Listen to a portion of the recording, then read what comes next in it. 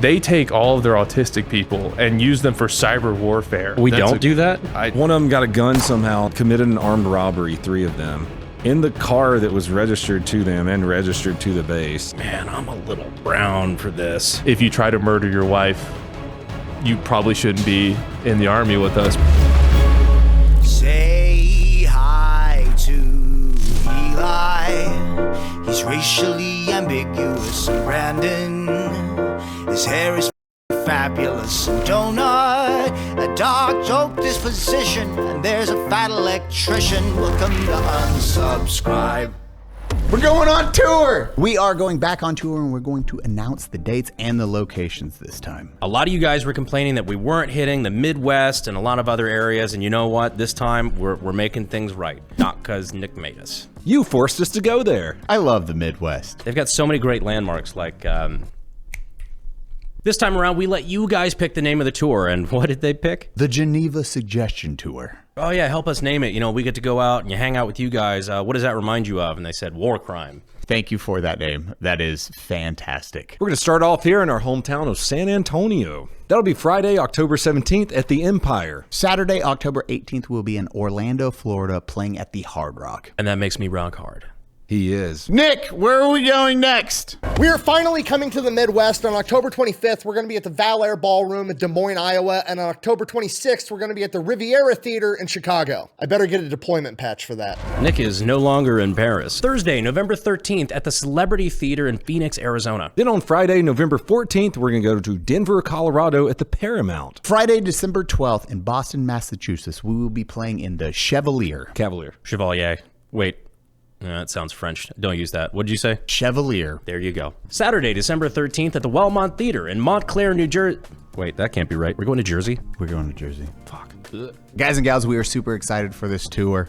This one's bigger and better than last time. These are 2,000 seat venues. We are nervous and stoked at the same time. Cody, that means 3 levels on a majority of these. Woo-wee! Don't worry. We still have stage fright. Ooh-wee, I just want to die. Ticket sales go live August 13th for our Pepperbox and Patreon members. And it goes live to the general public on August 15th. Tickets will be on sale at unsubcrew.com. Can't wait to see you all. Go purchase tickets. Let's sell this bitch out and have a good time. 3, 2, 1.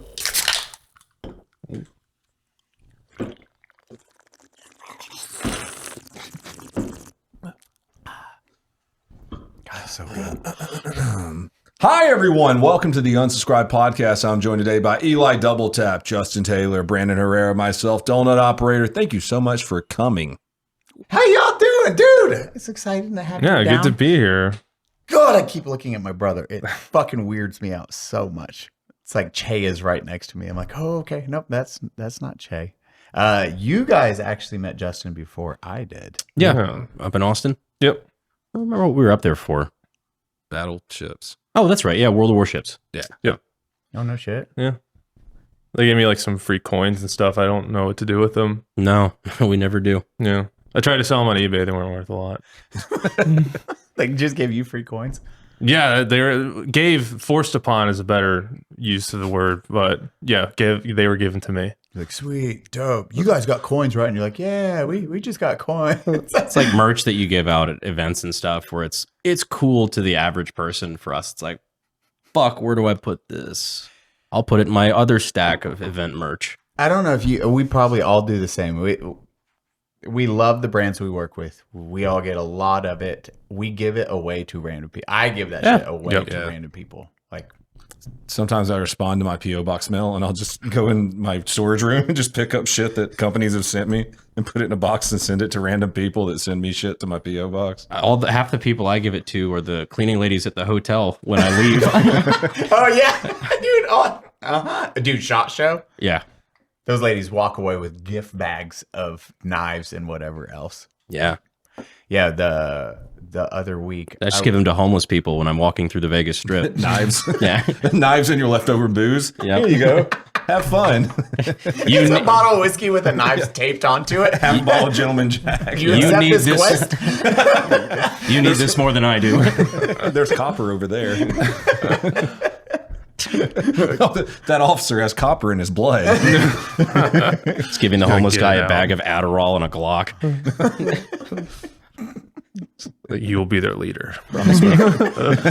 We're good people. So Brandon, we were working out, and then he told me a story. So if you guys, Justin, give a quick synopsis of what you do. My name's Justin. I make YouTube videos where I talk about military people, places, and things. It's like my thing, I guess. It's pretty fun. Channel's booming right now too, man. How many subs are you up at? Close to 180,000. So for awesome. less than a year since I've started taking it seriously, I'm fairly happy with that. No too big complaints. What make you guys go 200,000? Pump them numbers. No, we could get that there. Our autists are on it right now. Yeah. Brandon told the story about on the flight, or when did you hear the story of? Yeah, I told the story that you told me in Austin, where the guy that was sitting next to you on the plane you didn't recognize. Oh yeah. So I was coming home from college one time. This was like my sophomore year of college, I think. Where'd you go to college at? I went to West Point. There we go. Okay, so Key factor right so there. but that's like why Officer. that's why the person is relevant. So normally this wouldn't matter, but I'm flying home. I'm like exhausted, and I'm sitting in this window seat. I'm leaning on it. I'm just like tired. And then this guy sits down in the middle seat, older guy, and he looks at me. And I guess I had like a West Point shirt on or something. And we're coming back from New York, and so put the two together. It's not too hard. And he looks at me. He goes like, "Oh, you going home?" I'm like, "Yeah, going home." And I put my earphone back in, and he like taps my shoulder again, and he goes like, "I'm your senator." I'm like, "Oh fuck!" Like, "Oh, sir, I'm so sorry. It's great to see you." All this other stuff, and then he was just talking to me, and then I don't know if I told you guys this part, but he then went on like this thing where he's like, "Yeah, I just got back from Israel, and we were doing this thing where we were seeing how their military does things, and they do something I think we really should do." I was like, "Okay, I'll buy it. What is it?" But he's like, they take all of their autistic people and use them for cyber warfare, and we need to do that here in the States. I'm like, We don't do that. I mean, like, I don't think we pursue it as aggressively as we could right now. We don't openly do it. We don't openly do it. It's kind of just like a passive, nice thing to have. So like weaponized autism. Literally weaponized autism. And so, I mean, if you need anyone to appoint to head that group, I'm more than happy to take on that mantle of responsibility of leading the autists towards cyber victory. Oh no, it'd be so difficult. No one's gonna make eye contact Yeah, or raise their voice. yeah, just like leading World War III on a Discord server. It's gonna be awesome. Oh, okay. Well, that's what they did in The Accountant too. Remember? Yeah. She had the room full of autistic people on the computers, and it's like the big screens, like in some kind of intelligence agency. It's literally just 4chan. But the reason that's funny too is because if you don't know, in order to get to either get to apply to West Point, I think you have to have a sponsor, like from either your congressman or senator, right? Yeah, you have to have a nomination. That's Right. what it's called. So once you get the nomination, then like your packet is complete, and then you submit it. Then you get an appointment once you have your nomination. It's like this whole convoluted process. So is this the senator who nominated you? It was, and I interviewed with him, and his office is the one who directly gave me my nomination to go there. Hold up. You interviewed? Yeah, no, In person? Yeah, so it wasn't with him specifically. So how they do, I mean, I met him in the office, but how they do it This is is, before the plane ride?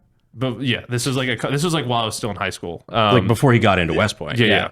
Even better now. But like they literally sit you at this table, and it's different for every person that does this, but they just sit you at this table, and you have all these old white dudes who are like super crusty, and they're like, "Why should you go to West Point?" You're like, "I don't know. It seems cool, I guess. Like I could work hard. I know how to read," but and that's about it. So it was a good hour long just grilling of why I wanted to do it, and the answer that even I told you today was I have no idea, but it seems like a good idea at the time.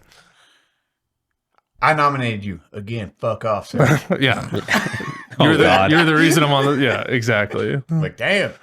Okay, what the fuck? What? Why do you want to go to West Point? I don't know. They were the ones who sent me the packet. I thought they wanted me. And you joined later. You did the officer route, and then you actually. What year did you join? So I commissioned as a lieutenant in 2018. 2018, which Yeah. is wild. That is like still a long time ago now that I actually, Jesus, that's 7 years ago. Yeah. We're getting old. Yeah. But like kids will still ask me like, and I feel bad because they'll be like, oh, how do I get in? I'm like, dude, I don't fucking no idea, man. Like, you know, that was like over 10 years ago for me. And like the process probably changed a ton. And also like I got in by the skin of my teeth. Like I was the most average person ever. And it's also like by region. So like the joke I say is like, I'm from Arkansas. So like it was me and another guy and he couldn't read. So they're like, I guess we'll go with you. And I'm like, all right, cool. Meanwhile, all the kids from like Texas and California are like, I scored the highest SAT score ever in the whole world. And I'm like, that's cool. Like, I made it to 17 without a DUI. Yeah, exactly. We'll take him. He's destined for greatness. How was West Point as a whole when you go? Is it like basic training when you join? They're cutting your hair out the gate, and then you're just going into the mix. Because I don't know. Here's the Shark Attack versus here's college. Because Cody knows Shark Attack, everything like that. Like basics, basic pretty much across the board. Yeah. So what they do is you have this initial, like you show up in like end of June, early July timeframe, and you do at least it was 6 weeks when I went through, they call it CBT, cadet basic training. And it's all like the normal basic training stuff where it's, you know, they shave your head, you're hot and sweaty all the time, everyone smells bad, and you do all the basic like marching and running and doing all, you know, getting yelled at and stuff. This is done there in New York? Yeah, that's like on campus. But there's a lot of like other like weird rules that go along with it. So like one rule is like we're not allowed to talk outside of our room.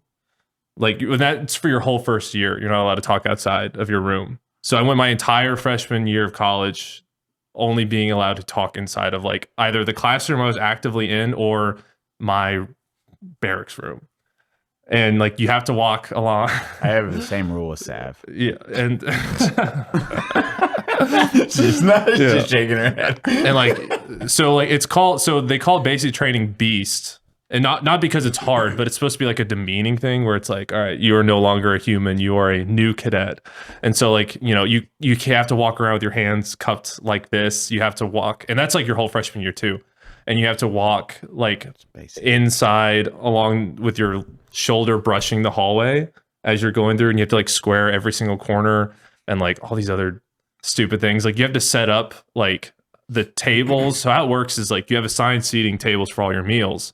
And there's 3 freshmen per table, and they're in charge of like making sure like all the food's set out, all the plates are set out, all this other stuff. And like you have to like know like all of the meals that are in advance. So like any upperclassman would have come up to me and be like, what am I having for dinner tomorrow? And I'll be like, sir, you are for dinner, you are having, and I'd list out all the things that, so you had to like have those memorized. You had to have all these other things memorized, and It is stupid.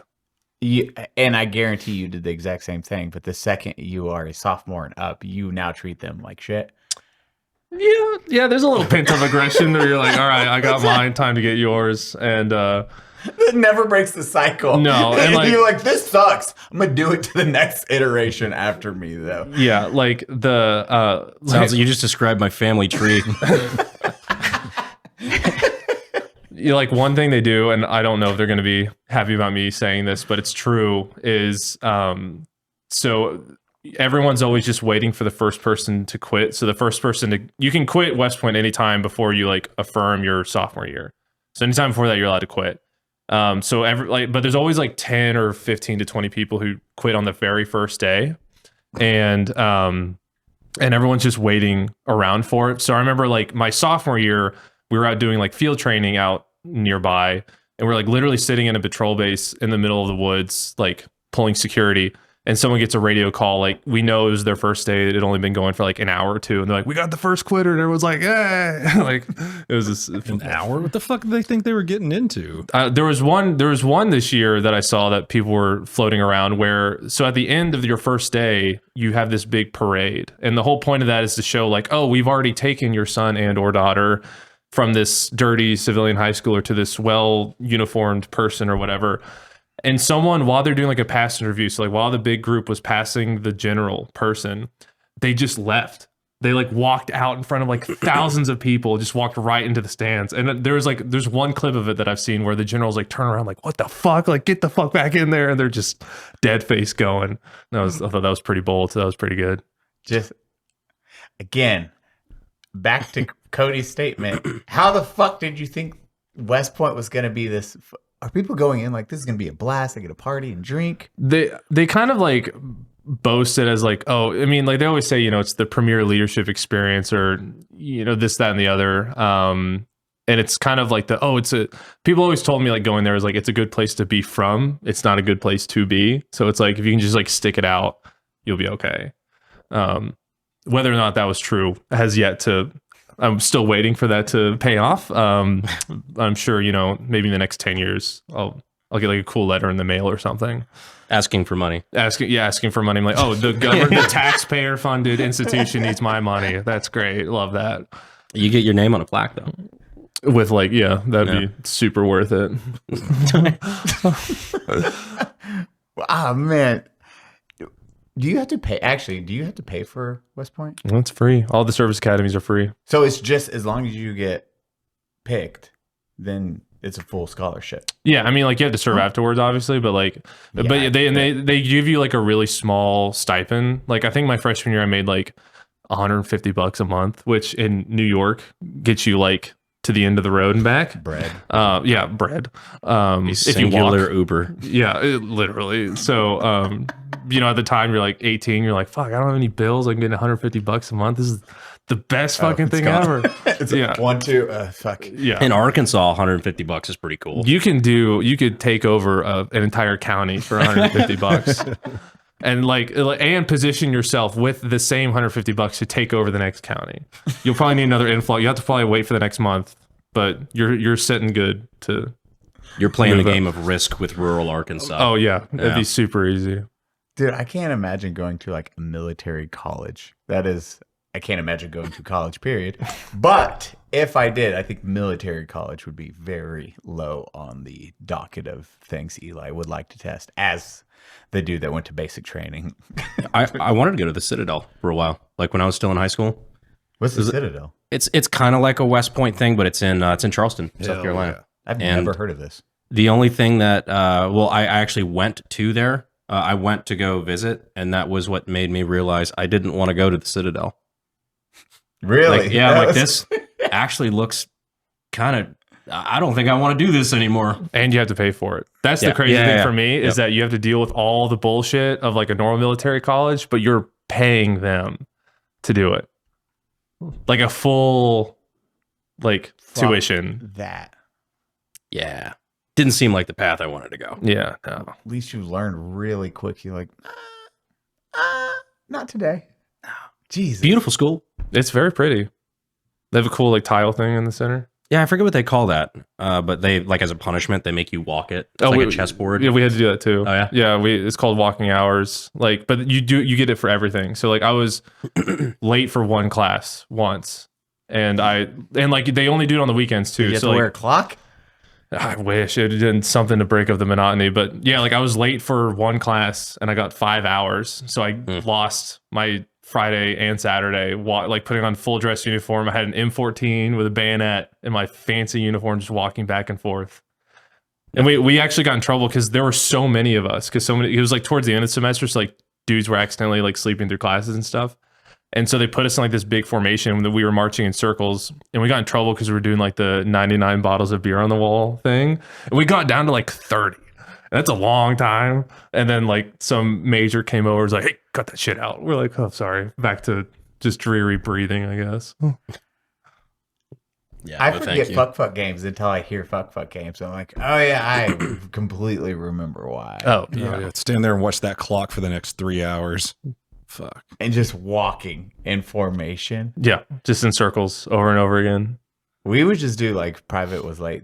You put a giant clock on them. I don't know if you ever did that. Oh, when yeah, you were yeah. soldiers. They would have like a giant clock you put on privates that they fucked up or were late to formation. It's like, you get to wear the clock, big guy. And they just walk around all day with that thing. Dude, there was one in my employee group chat. I saw it was an Instagram reel where it was somebody who was being brought to basically getting punished for pawning their fucking helmet before formation. Huh? He's like, let me understand this correctly. You do not have your helmet because you pawned it for money. Yes, sir. Like, you could tell, like, the guy's fuming. Like, he doesn't even know what the fuck to do with I it. don't even know what I'd do with that. And then he brought up his NCO. They're just like, did you not know that he pawned his fucking helmet? He's like, he borrowed it from his friend, so he passed inspection.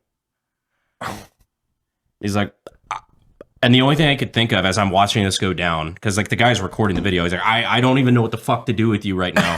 As I'm thinking, how scary would this be if the guy you were reporting to was rich? Oh. If that was angry cops, my God. Oh. How much could you even get for like a shitty old helmet? Like $100, $100, if that. Yeah. Yeah. It's at one of those across the fort. It's literally across the base. It's gonna be one of those, the Foxhole or whatever little mom and pop Because GI place. those are the ones that like they have so many of them. Yeah. They have tons of them, and you know they don't give you shit compared to what they sell them for. No.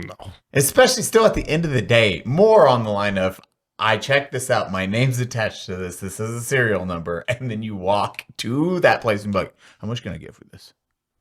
What's stupid is like you have to turn that in. Like you don't get to keep your helmet. So like Exactly. even if you pawn it for like $50, and the army's going to turn around and charge you like $400 for a new one. Yeah. Oh, but then he said, they make you turn in the smallest piece of equipment too. Yeah. And if not, like Your whoopee. You they have know. to turn in your whoopee, your sleepy. Like literally everything almost gets turned in. I lost mine. Yeah, same. It's crazy.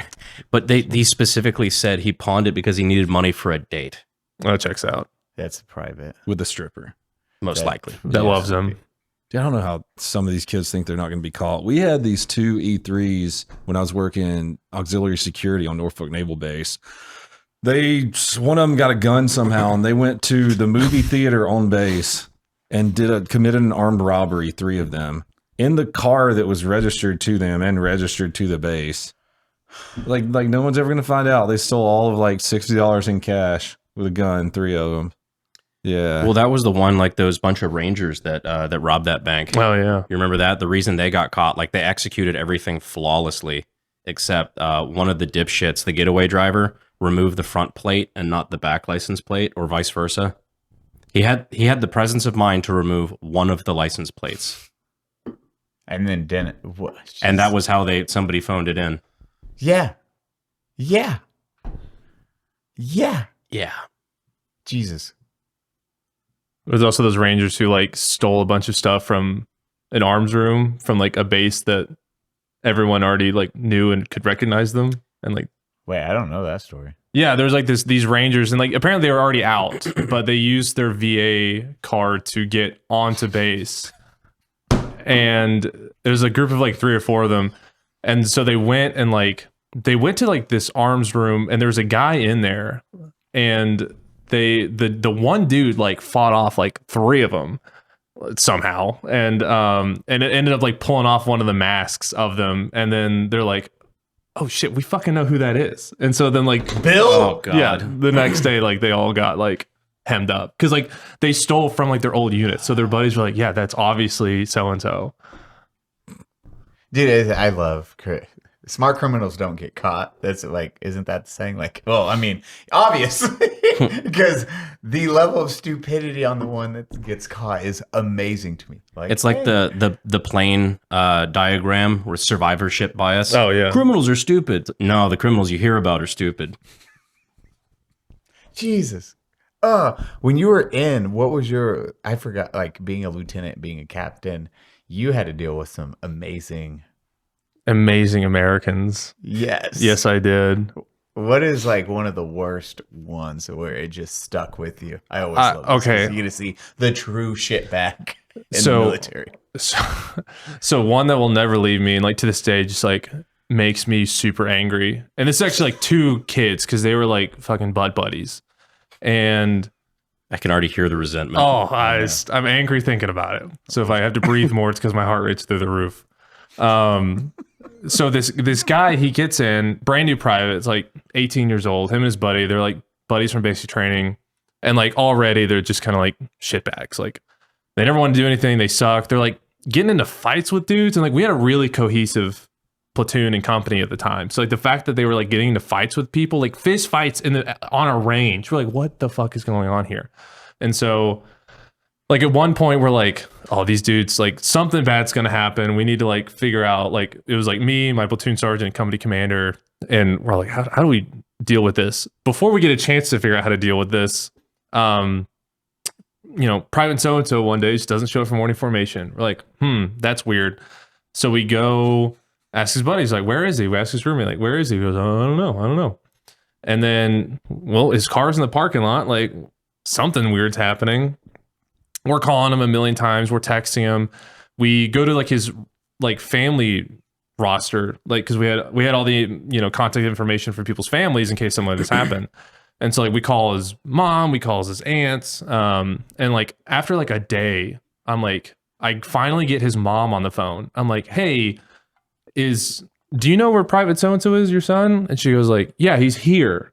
I'm like, where is here? And she's like, Los Angeles. And for reference, I was in Fort Hood at the time here in Texas. So nowhere close. Oops. So So I'm you like, might need a pass. And you have to put in paperwork if you go over how many miles? like 250. And I think I'm not a, geography expert, but I do believe Killeen, Texas is more than 250 miles away from Los Angeles. Pretty good odds on that. Someone can fact check me that. You did go to college. Yeah. And It's at West Point Education. yeah, I know where major cities in the United States are. It's great. You two can learn this information if you apply yourself. But so I'm like, okay, is he okay? Like we're like, what the fuck is going on?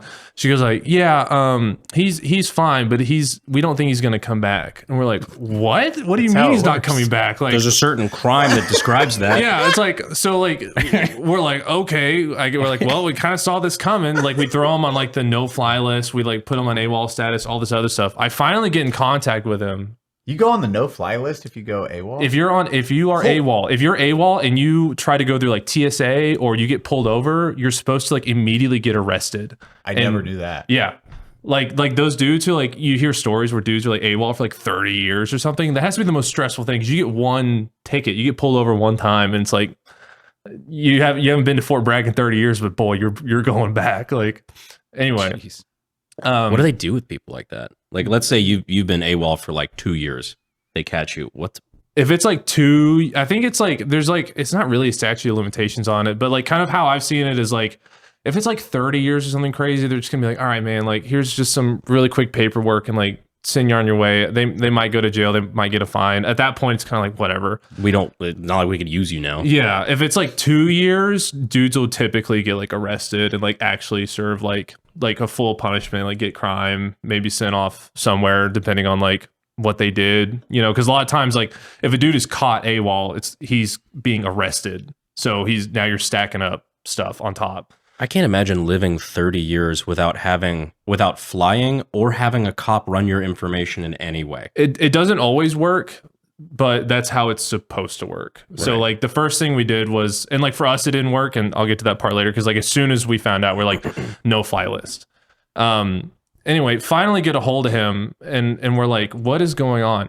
The short of the long is that he went all the way back to Los Angeles to film a rap video with his friends. And if it was good, if it was a good song, if it was a good music video, whatever, I'd have been more forgiving. But the song itself was also trash. So I'm like, this is unforgivable. Can you shout it out? What was it? I don't even remember, but if I find it, I will send it to you guys. We'll put it right here. Right there. And so then like, and that was like annoying. It's like, all right, whatever. It's just a kid being really stupid. He's 18. I did stupid stuff later. When he gets back, he comes back with his mom and his aunt. So they all come back, and like he had been feeding his family these lies basically. So like this guy had been in. Well, I think you told us part of this. Yeah, maybe like he had been with us for like maybe 6 weeks, and in that 6 weeks we hadn't gone to the field at all. We were like on the we were like just starting our train up cycle. So the only things we were doing were like going to the range and doing basic marksmanship, like doing maintenance for stuff that we're gonna do in a few months, like getting ready for the hard stuff. He had not spent a single night out of his bed, like in the whole time he was with us. And it was like during the drawdown of COVID. So like a lot of stuff was still like super careful, and like that slowed down training for the military a ton. This is peacetime army too. Yeah. No, like this kid was just like showing up, collecting a paycheck, and like I was a benevolent dictator. I let my guys go early. So like he was also like back in his barracks by like 3:30 p.m. most days. Like I was like, he had it like super easy. So he comes back with his mom and his aunt. And this is like when I got really angry, because like she like demanded a meeting with like me, my platoon sergeant, our commander, like my company commander, and our company first sergeant. Can you just do that? At that point, we were like, I forget what had just happened, but like we were on like, it was, yes. Okay. Mm-hmm. Yes. Is it what I think? Yep. Yeah. Yes. Actually, I should have put that together way faster, frankly. Yeah. I didn't want to say the quiet part out loud. I'm just like, He said rap video, then he brought his mom and aunts back. Yeah. He brought auntie. Yeah, auntie. Not dad, Auntie is more, but auntie. auntie is more accurate. Cody, you want to borrow my ghost bed pillow? Does it smell like you? Yes.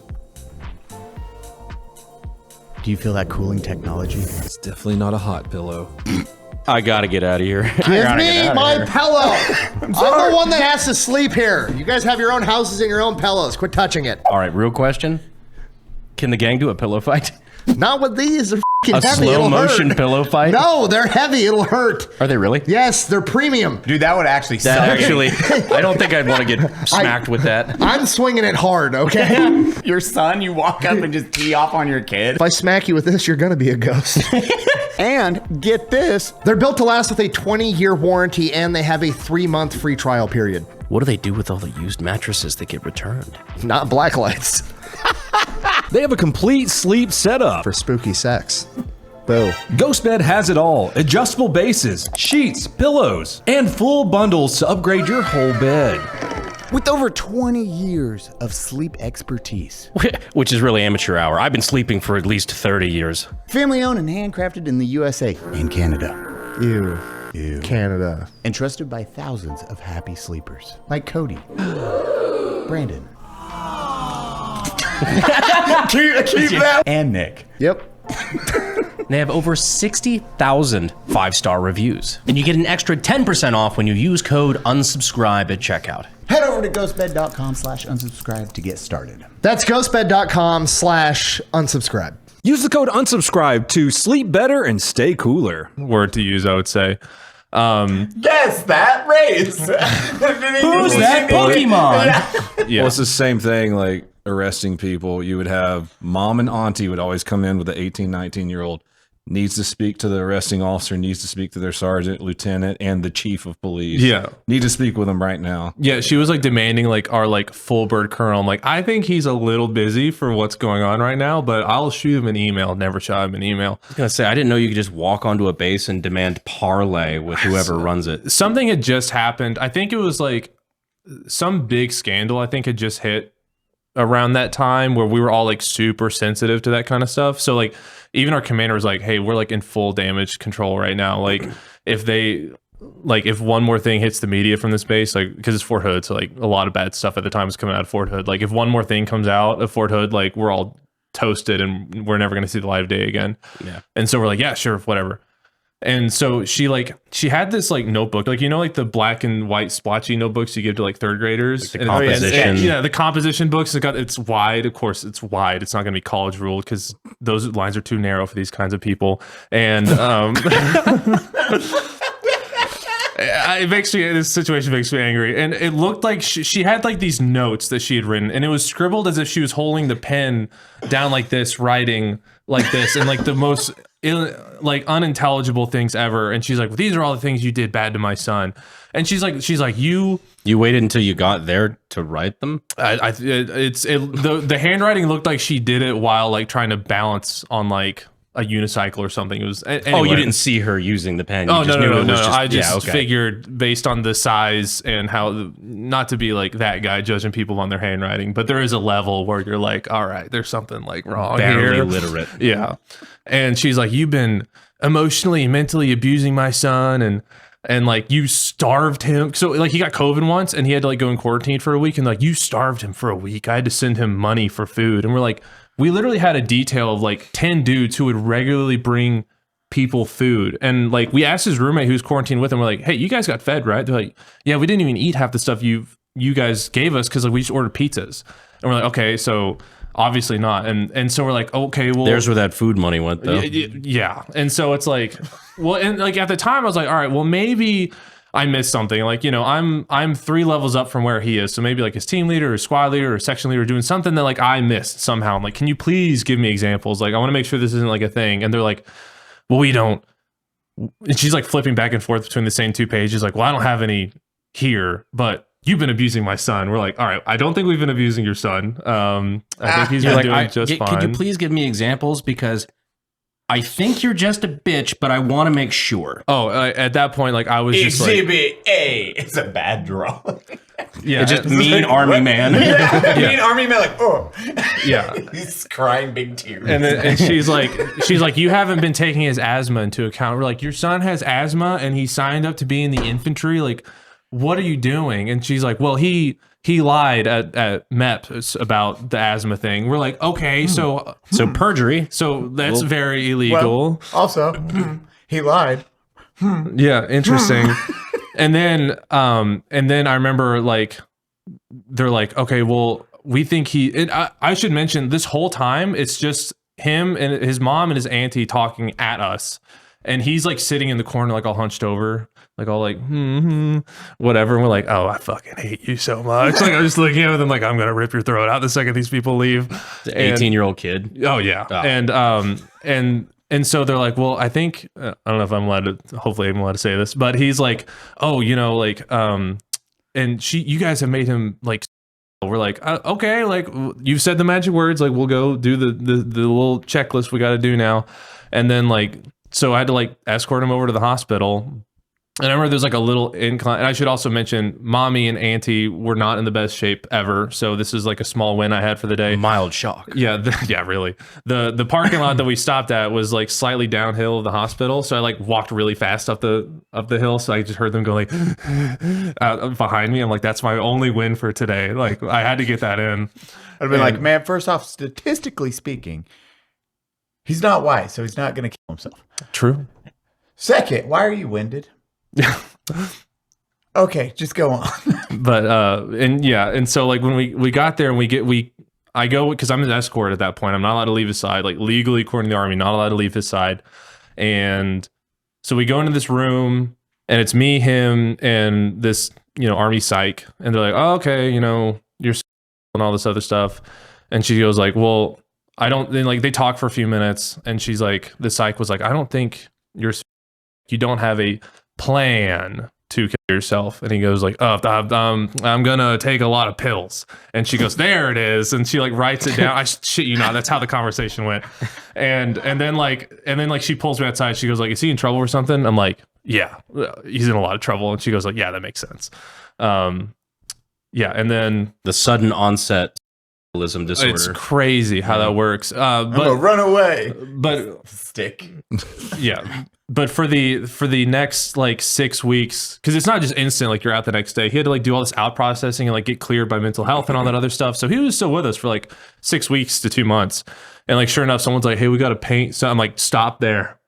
I got someone for you. Like, say less.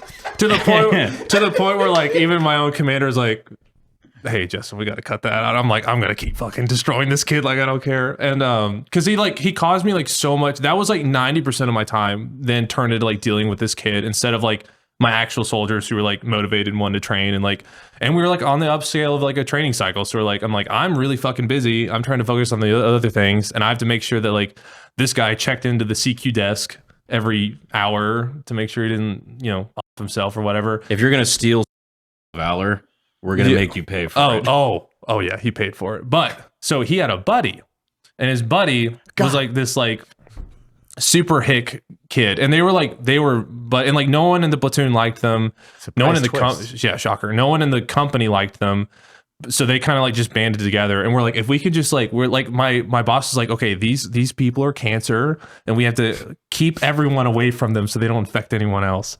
And so sure enough, like a few weeks later, like this kid comes into my office. He's like literal tears in his eyes. He's like, I don't want to be in the Army anymore. And we're like, okay, what's going on? Like, let's have a talk. Me and my platoon sergeant, we brought him to the office, closed the door, very respectful. We're like, hey, maybe this, this other kid was a fuck up. Maybe we can save this kid. Like, we can always use another gun on the line. So like, let's try to like be okay with this kid. So like very honest conversation. We're like, all right, what's going on? And he was like, well, I joined the Army on a dare and I don't want to be here anymore. We're like, what do you mean you joined the Army on a dare? And like, he's like actually crying while he's saying this. He was like, well, my uncle said I wouldn't do it. And I said, no, and then I did. And we're like, oh fuck, dude. Like and now you're here in our office wearing a camo uniform. How long's he been in at this point? At that point, maybe like 2-3 months. Like, and again, like the hard stuff being away, like training at overnight, if you want to call it that, it hadn't even really started yet. So this kid, like, we're like, all right, well, and he's like, well, I have like a few good reasons why I think I should be out of the Army. We're like, okay, what are they? And he's like, well, one, my uncle runs a lawnmower business and people won't show up for work. We're like, okay, don't know how that's your problem, but okay, you know what? That's, you care about your family, man. What's the next one? And he's like, well, my mom got fired. And we're like, okay, that's whatever.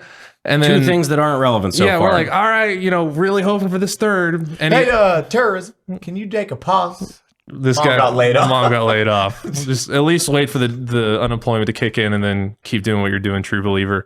True believer goes so hard. Oh yeah. And they're like, all right, really banking on this third one. And he goes like, well, I can't be with my fiance. We're like, all right, family separation's hard. We've all been there. Like, what's the deal? Why can't she just come here and all this stuff? And she's like, well, her parents won't let her until she lives with her parents, and her parents won't let her until she graduates. So we're like, oh, like graduate what? And he goes like, high school. And we're like, oh God, like we're getting another one. And then sure enough, a week later, Private so-and-so's not at morning formation. We're like, all right, well, and at the time he had like this really identifiable rundown like red truck. And we're like, all right, go look for it in the barracks. Can't find it in the barracks. So like, all right, well, at least he took it and he's alive somewhere. And so we're like, go. And I me and my platoon sergeant, like we butt heads for like a couple, like come up with an idea. We're like, hey, we grab one of our section leaders. We're like, hey, go to the closest hotel off post. And he's like, why? We're like, go look for so-and-so's truck. He's like, I hate where I know where this is going. Sure enough, not even 10 minutes later, I get a picture on my phone. We're like, he's here. And we're like, is he with a 16-year-old? I think I don't think she was, I think she's a little older than that. Okay. That's good. Better, yeah. I'm still going to guess not the magic number. Not the magic number. Yeah. But, it is what it is. And that's when it becomes your problem. And that's when it became my problem. I think she's the magic number now. It's been a few years. That's good. I hope they are just so happy and unemployed together because we got him out of the Army too. And we didn't even arrest him. We're like, just come back, please. Please just come back. We really don't want to do the paperwork to arrest you. We know where you are. Like, you're right here. We're outside of your door. Please just come back. He pulled my buddy couldn't get out on the thing, so he decided he was going to try the statutory thing. There's many paths up the one mountain, as some people say. We had one guy. This was like my first week as a platoon leader too. So we were forward deployed to Romania at the time, and this dude's like, oh, I'm gonna myself, blah blah. And that, if it's peacetime, no one was shooting at us. We're like, yeah, just watch, go home. And so he goes home, and then he sends these Snapchats to his buddies in the company of him holding a machete in front of his mother-in-law's house where his wife was staying, because he thought that she was cheating on him, which is valid. valid. Jody happens. And Which part's valid? Yeah. well, the idea that she might potentially be fooling Okay, around it's like with not valid response. no, I'm not. The machete. It's like valid. It's like, I Hey, would- we all been there. yeah. some yeah. Putting that on Snapchat. Just some quick selfies real fast. Yeah, so he sends those snaps to his buddies in the Felt cute, company. might murder my wife later. Well, Hey, you up? we're getting to that part. Oh no, Don't worry. And so I'm worried. so he sends a Snapchat with like this, like the bitch gets it tonight. We're like, oh fuck. So he goes into his mother-in-law's house. You guys are all taking bets. Yeah. Well, and so he then like, oh dude, he's gonna fucking do it. This is a group chat where you're not helping. Yeah. And so he then attempts to murder both individuals, fails. Both people are alive. I won't say well, but they're alive today. Naturally he gets caught and all that other stuff. So and then naturally we have to kick him out of the platoon. And like officially we said it was because if you try to murder your wife, you probably shouldn't be in the army with us. But the unofficial reasoning was if you, as an infantryman, can't kill 2 unarmed civilians with a machete, how on earth are we expecting you to kill people who are trying to kill us? Your services will no longer be required in this platoon. Both remarkably fair reasons. Yeah. So, but after we had the 2 guys go AWOL, we like unofficially named our platoon the Runaways. And then like we had this big platoon flag because we were the Misfits. That was our thing. And underneath the big flag in my office, there was like a second smaller sign that said the Runaways. And it's like without leave, without fear. So, That's funny. yeah. Holy shit. I've had some shitbag stories. That trumps a lot Yeah. of them. That is wild. We had, have I told the private, maybe Bleep, the dude that went AWOL, then got brought back a month later himself? No.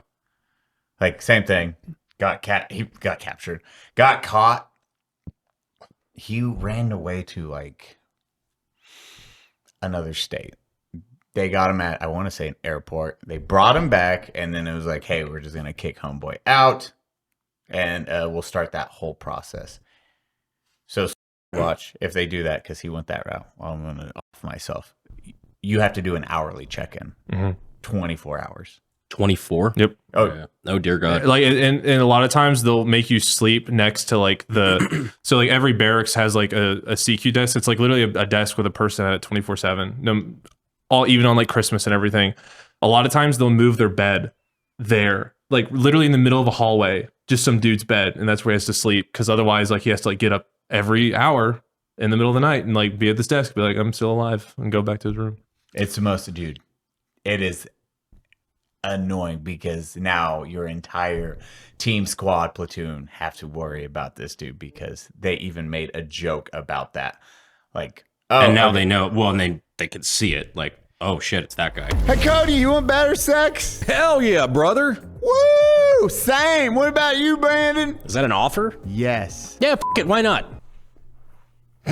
I have sex with women. Does my hand count? Not gonna lie, hand's pretty weird. You're both simultaneously jerking off a guy and getting jerked off by a guy. But you're getting yours. I'm gay. Babe, do you want better sex? Did you say go away? The best way to get started is head over to adameve.com. Brandon, why was this in your closet? Why did you break it? You need a new one now. I hate doing ads for this fucking podcast. I call this one Mr. Fisty. Hello, Mr. Fisty. Now when I snap, everyone comes. Stop it! Stop doing that! Eli, I'm in church. The weirdest parent-teacher conference ever. Thanks, man. Well, it was a very touching funeral. On the real though, spice up that bedroom life. Don't be a get up in that. And if your partner says it just like that, it's probably time for you to spice it up too. That's 50% off one item with free shipping with free rush processing. They also offer discreet shipping, so it's a blank box. Your neighbors aren't going to know all that crazy shit you're into. Brandon, I know about your life-size donut figure. Possibly available at Adam and Eve. Just Cody with a face. If you're a fan of donut holes, go to adamandeve.com. Just head over to adamandeve.com and select one item. It could be an adventurous new toy or one of your favorite desires. Just enter code UNSUB at checkout. That's Unsub, UNSUB. Get your donut hole today. Yeah, and no one takes watch well. Like, you're gonna bully the fuck out of them a lot of the times. The second that flag rises, it's like, oh, I'm gonna do this. You're like, you piece of shit. Okay, now Because it's super abused, right? yeah, yes. In basic training, we had probably 4. It's not people. because they're. It's because they're faking being super most of the time. To clarify that, it's not, hey, I'm actually feeling bad, depressed, any of this. It's like, I want a quick way out of the army. This is how I'm going to get out of the army. Yeah. And then they will pull that card. And then if basic training, you would have 4 extra people on guard duty. So fire watch, instead of 2 people with our rotation, now you have 6 people on fire watch. 4 people that have to watch the dude to make sure he's not doing anything. And then 2 people. So now you get less sleep every night. In your experience, back of the envelope math here, just ballparking, what do you think the ratio is of actually people to shitbags was?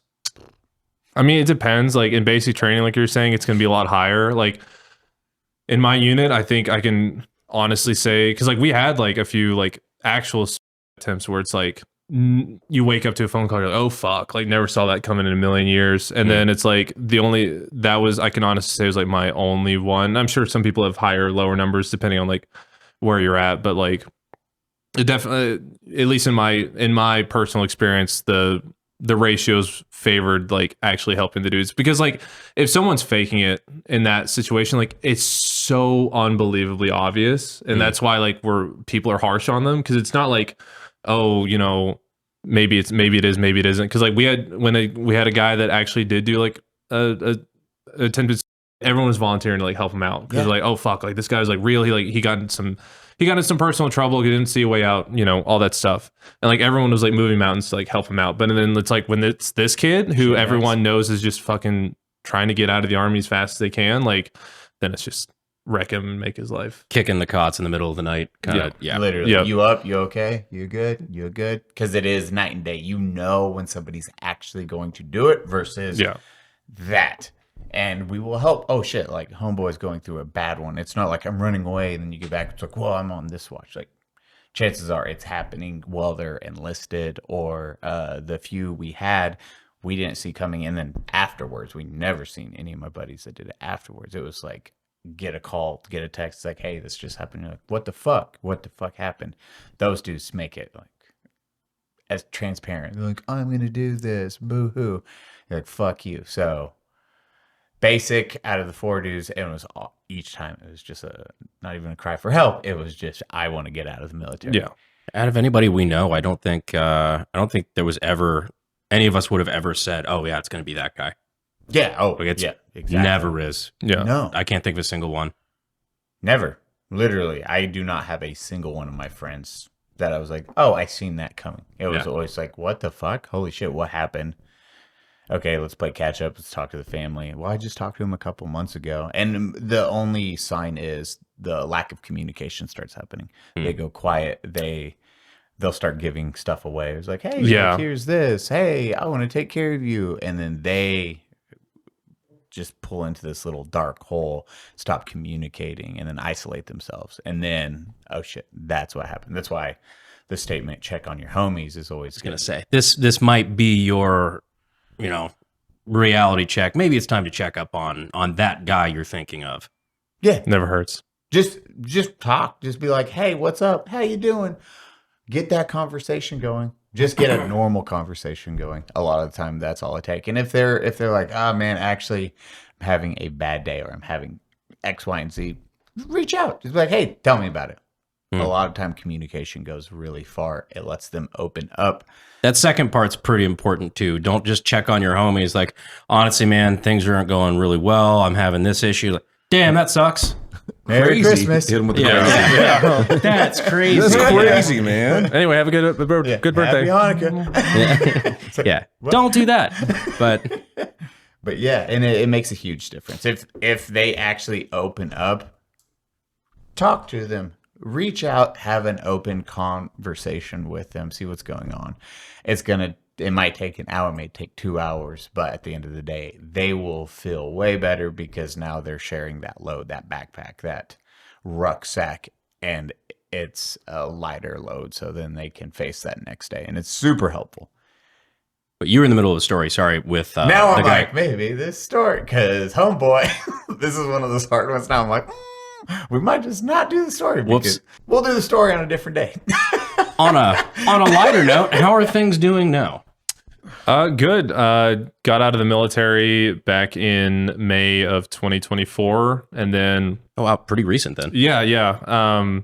And at the time I actually, so for people that don't know more of my backstory, I worked with Chris Cappy at Task and Purpose for probably like 4 years before I actually got out of the military. So I was like full active duty and working this kind of like side gig hustle because I liked it. I liked working with Chris. I liked the team they had there, and I liked what they were doing. So Cappy, big enemy of the channel. Yeah. We're not really big fans of him.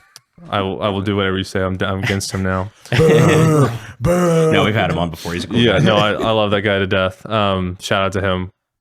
But yeah, and so kind of, and I won't get into too many specifics so that people that are still working at said companies don't get in trouble. But basically, there was a plan to make like a second Task and Purpose where it's like, oh, and this was like right before I got out of the military, and they're like, oh, we did such a great job with Task and Purpose and putting Chris up there, and like all this beautiful stuff was happening, and it's like we could do that again with another company that's like a web military news based thing.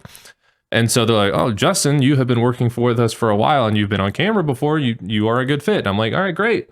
And so we get all this stuff signed. Like I start working on this new channel idea in like March of 2024. So like a couple months before I get out, just to like land on my feet and like sign a contract for it. And that was going to start the day I got out of the Army. So like I was getting out of the Army May 26th, 2024.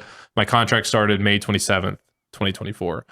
And then maybe like a month or 3 weeks before I'm out, and like at this point, this is my plan. Like I don't have a school that I'm going back to. I don't have like anything else. I'm like I already have a job. Everything's gonna be great. Had a house that I was moving to and all these plans. And then like 3 weeks before that, I get an email or a text from one of them. I know why hey, both of you are laughing, by the way. Yeah, and they're like, it's all you laughing, and I started laughing. and they're like, hey, someone else went behind everyone's back and hired someone else for this role. And I'm like, oh, no worries. Awesome. And so at that point, I'm just kind of like scrambling. I'm like, I don't know what I'm going to do. Like it's too late to like enroll in a school. I'm like, all right, look, I'm going to give myself a year from when I get out of the Army and just try to make YouTube stuff work. Like, and if it doesn't work, I gave it my all. I gave it a year. I feel like that's a good enough time to where if I don't get at least a little momentum going, like I've tried. And like I have enough savings to where like if I really need to, I can just like coast for a little bit. And like, if I make $8 a day on YouTube, like that's my grocery, thing for the day. And so I just kind of started that, and like and then the original company was like, oh, we'll try to find a spot for you. We'll try to figure something else out. We'd still love you to be on the team, blah, blah, blah. I'm like, all right, yeah, sure thing. That obviously didn't happen. And isn't it remarkable how companies like that sometimes will just turn into entrepreneurship factories? Oh yeah, it's crazy how they're just like, it's almost like they're doing it on purpose. I don't know. It's slightly remarkable how good they are at doing that. And there's plenty of them too. It's great. Like I'm not even just thinking of one particular company. I'm thinking of one particular company. I think Eli's thinking of one particular company. But like there's in the gun industry, you see it a lot too. There's like I'll fucking call it out. Dude, I never thought about it. It's like entrepreneur factories. Yeah. Like, fuck you. Go be successful elsewhere. You're like, in the gun industry, it was Ruger. So many people that I know used to work at Ruger, and they just like, they were really good at their job, and they were just like, this company wants to run itself into the ground. I'm going to take my talents elsewhere, and then start a multi-million-dollar company. Well, and like so many people have that same story with that same company. SIG's another one. Interesting. Dude, it's wild watching. I mean, But at this point, Task and Purpose has you, Cappy, like a lot of people have. Well, and run off his whole team too. Yeah. Because because he talked to me about it like a long time ago. He was like, "Hey, I don't think I'm gonna. There's like a 50% chance I'm gonna leave." I'm like, "Dude, just fucking do it. Like, I'll work with you. Whatever you got next going on." Why 50? Make it 100. Yeah. But yeah, so like I just I was just kind of like tired of waiting around for someone to be like, I was still kind of in that army mindset of like, oh, someone's going to come out of left field and tell me what to do. And then I realized that call, like after a couple of months, like, oh, that phone call's not coming.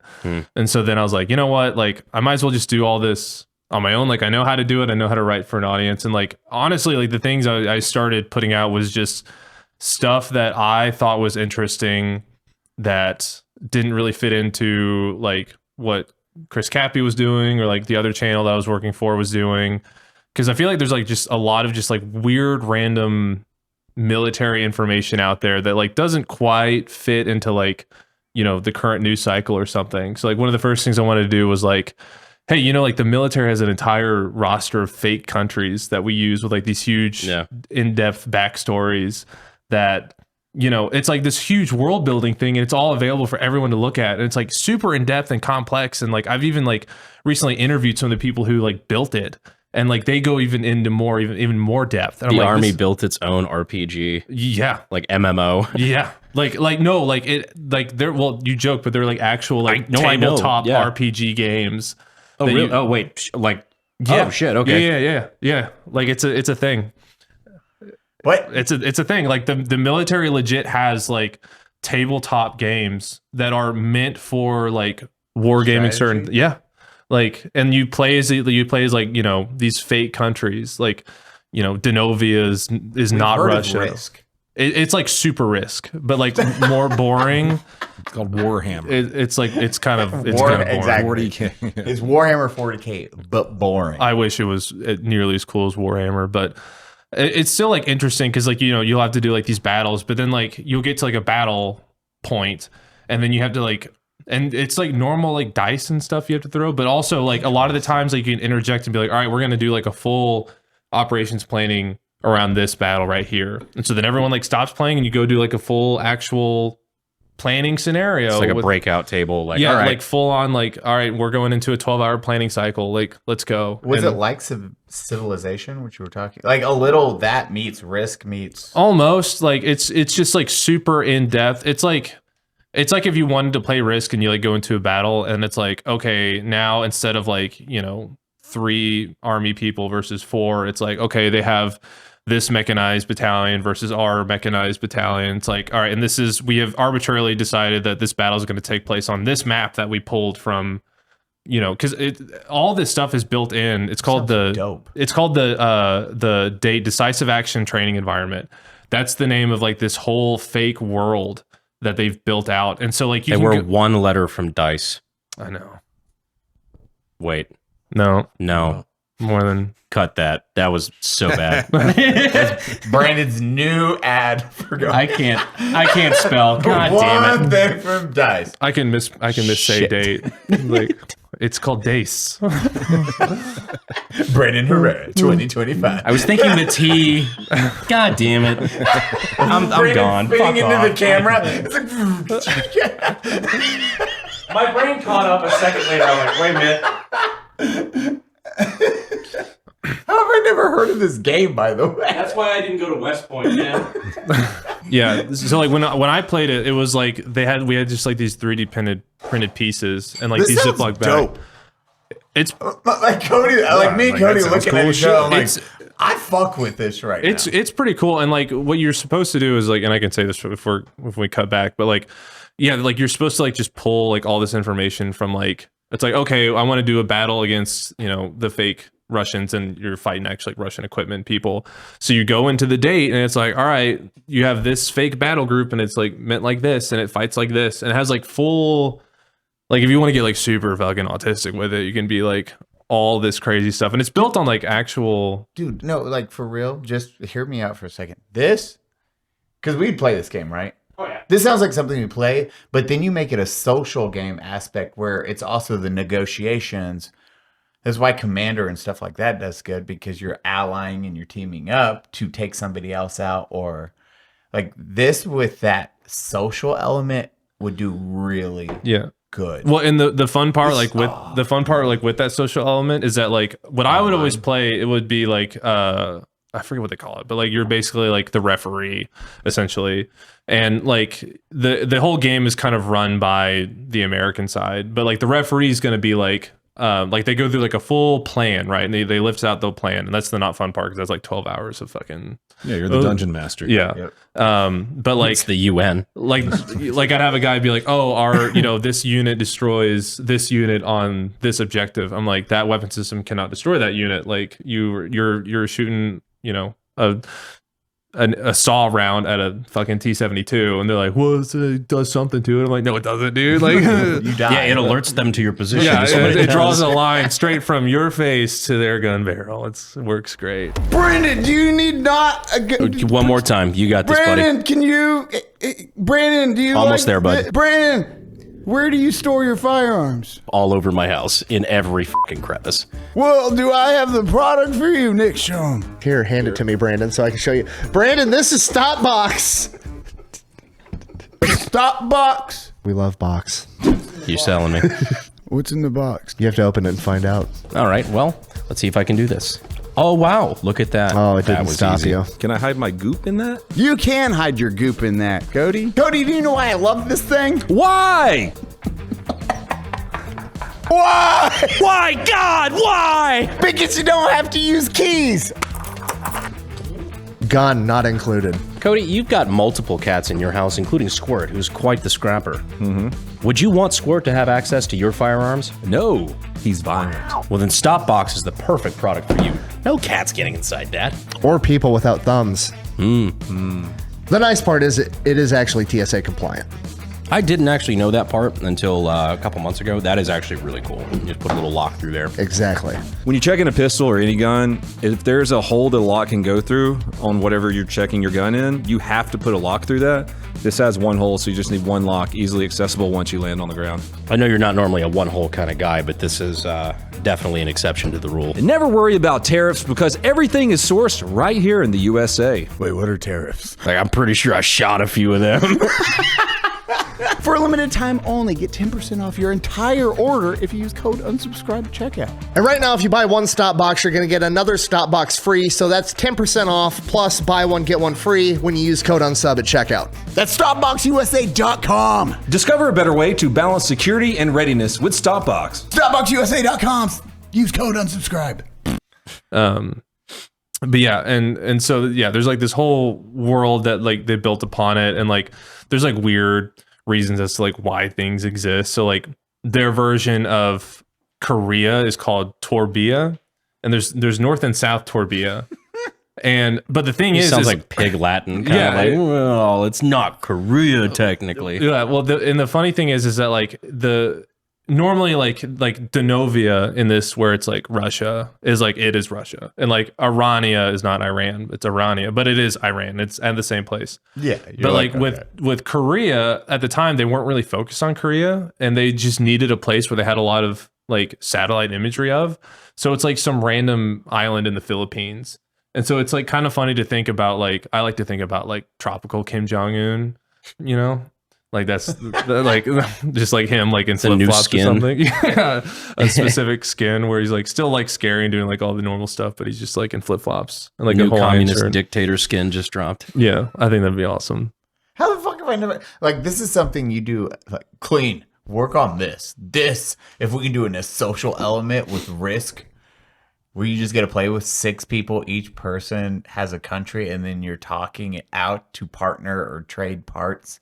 I don't know if it would do good. That just sounds like a lot of fun. Yeah, I think if you simplified like the planning part and like just made it like a simple like rock, paper, scissors things where it's like infantry kills this unit, that unit kills tanks, tanks kill infantry, just like keeping it simple and like strategizing that, you could like, or like add some like random thing and like, oh, your unit unexpectedly threw track and now you, instead of moving 5, you move 4 or something like that. Be like that. It do be like that. I've been there.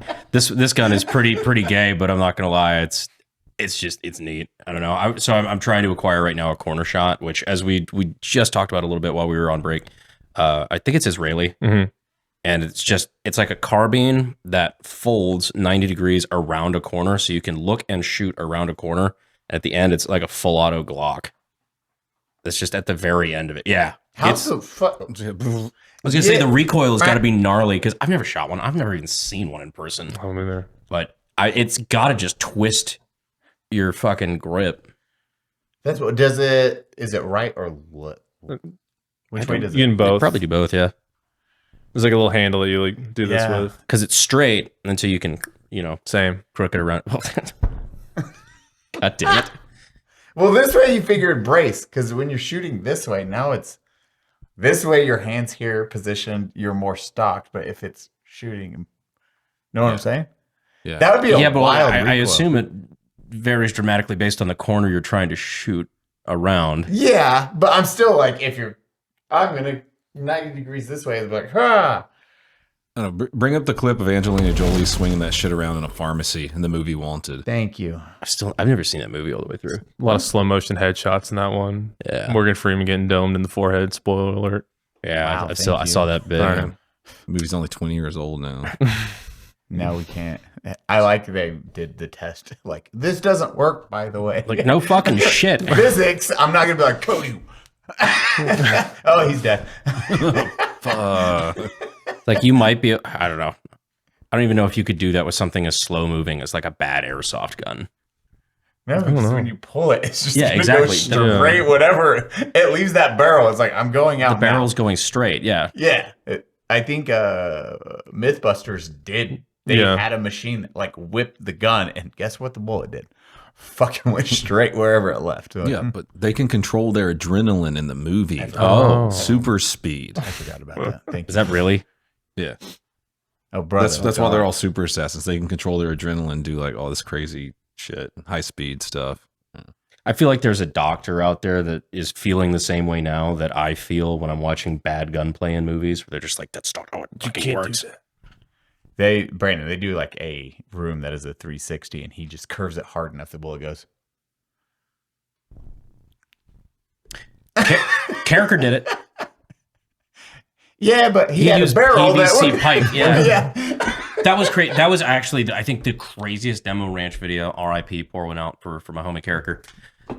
He's still alive. He's doing well, but channel's dead.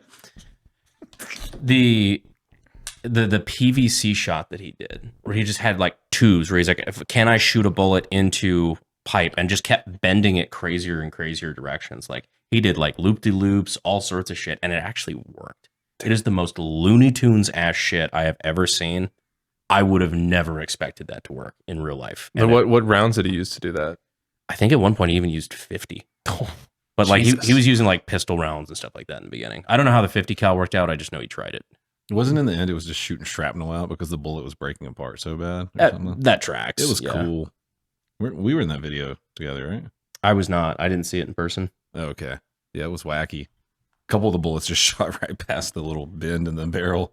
This PVC pipe. It's crazy that PVC pipe actually made the bullet right around that. That's wild. Bullets do weird shit, man. Yeah, my monkey brain tells me that shouldn't work. Same. Like instant.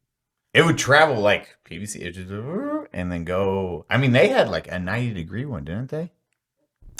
Yeah, no, he did like I think a complete loop at one point or some shit like that. Like I'm probably horribly misquoting this. It was a while ago, but it was some shit that I would have bet my net worth was never gonna work. Yeah, you would have figured, oh, it's just gonna punch through it. Yeah, It's like, just go through. It just traveled down it, and then you hear Tink and Demo's face when it actually did Tink. He was like,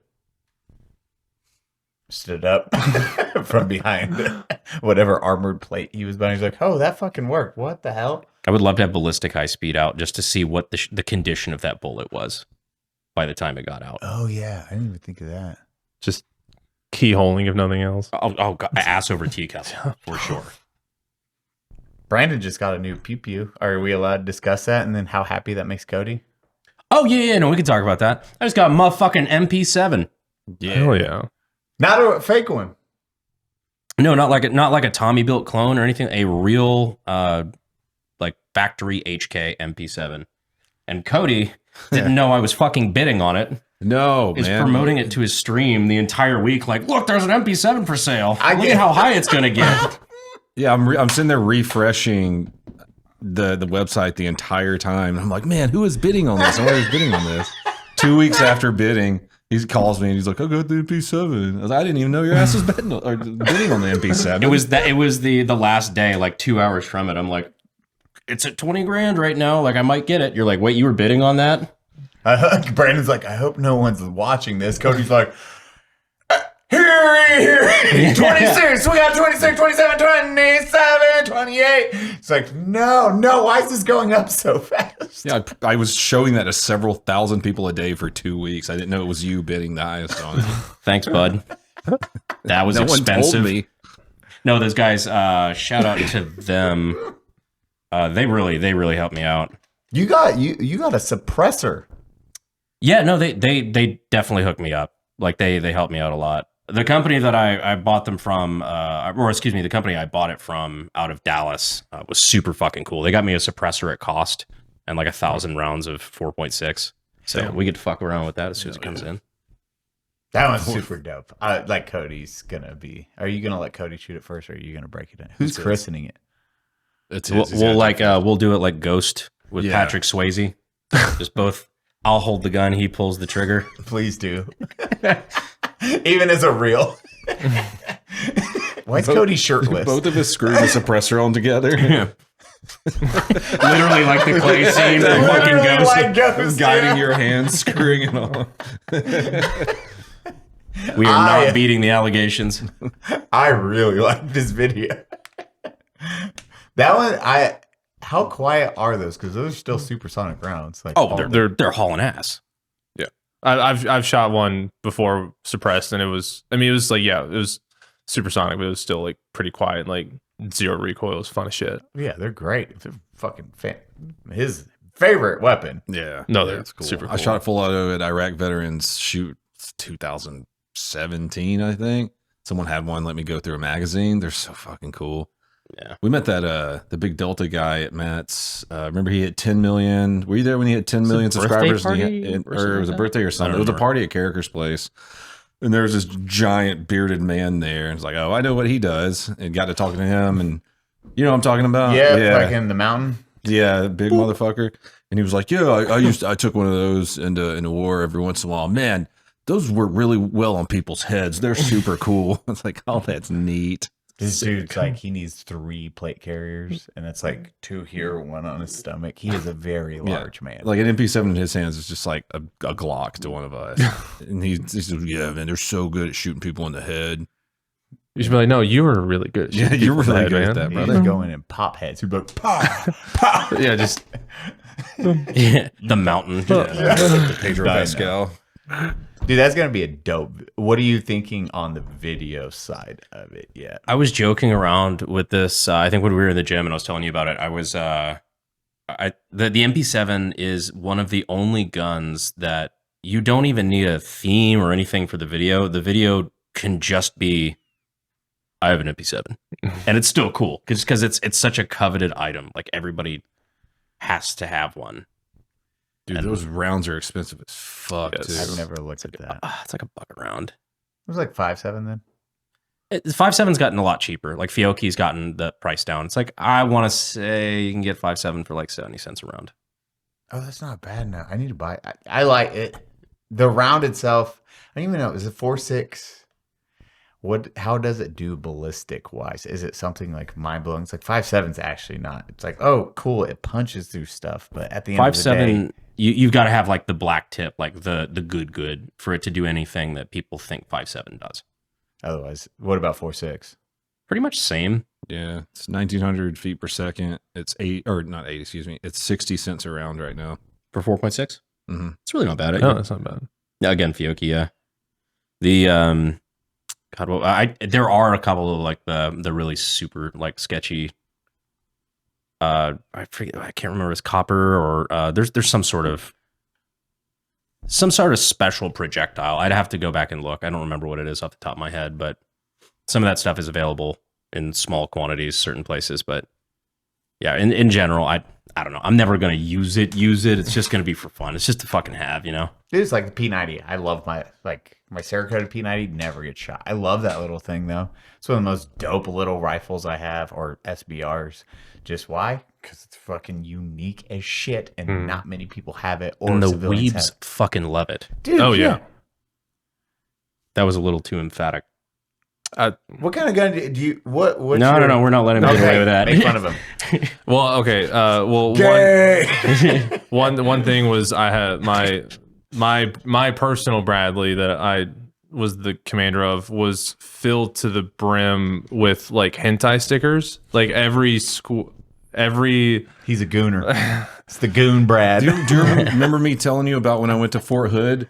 Oh, and, yeah. The little infantry guys came up with binders of hentai stickers and were giving me hentai stickers, and they trade those back and forth. Oh yeah. No, like you go onto Fort Hood, and like you can go onto like any military base, and there's gonna be like at least 3 or 4 cars that everyone knows that are just like hentai stickered out, and then like yeah, sure enough, like my every square inch of that inside of that Bradley was like, you didn't see the green paint. It was just nothing but like giant anime titties everywhere. It was fantastic. You're like having a hard day.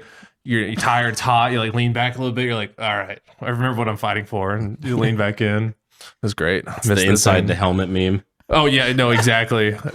How we didn't get in trouble for that, I have no idea. People got in trouble for a lot less than that. The So goon squad shows up. Because I remember we did one of those the Black Rifle openings or something like that, where the guy came out with that bag of stickers, like, oh, I heard you wanted some, Brandon, and gave me. I'm like, thanks.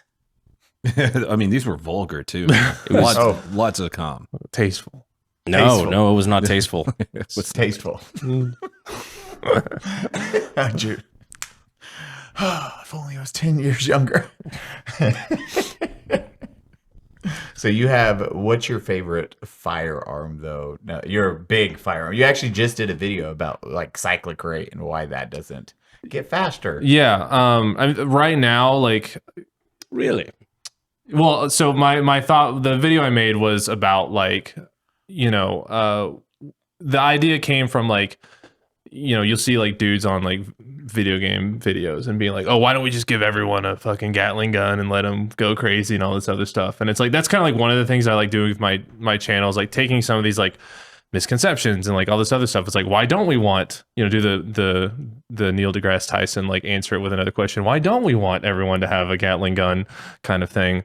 And like, you know, the obvious answers of like, it's expensive and, you know, why need more bullet when few bullet do trick, and bullets are heavy and cost money and hard to use sometimes and different things. But Logistically speaking, it's a fucking nightmare. it's a fucking, I can't even, it's like hard enough to get dudes to like clean their actual rifles, which takes like a second grade level ability to disassemble and put back together. So like, I can't imagine like telling my AWOL people, be like, hey, take apart this M134 for me real quick. Yeah. That needs like a college degree to know how to work.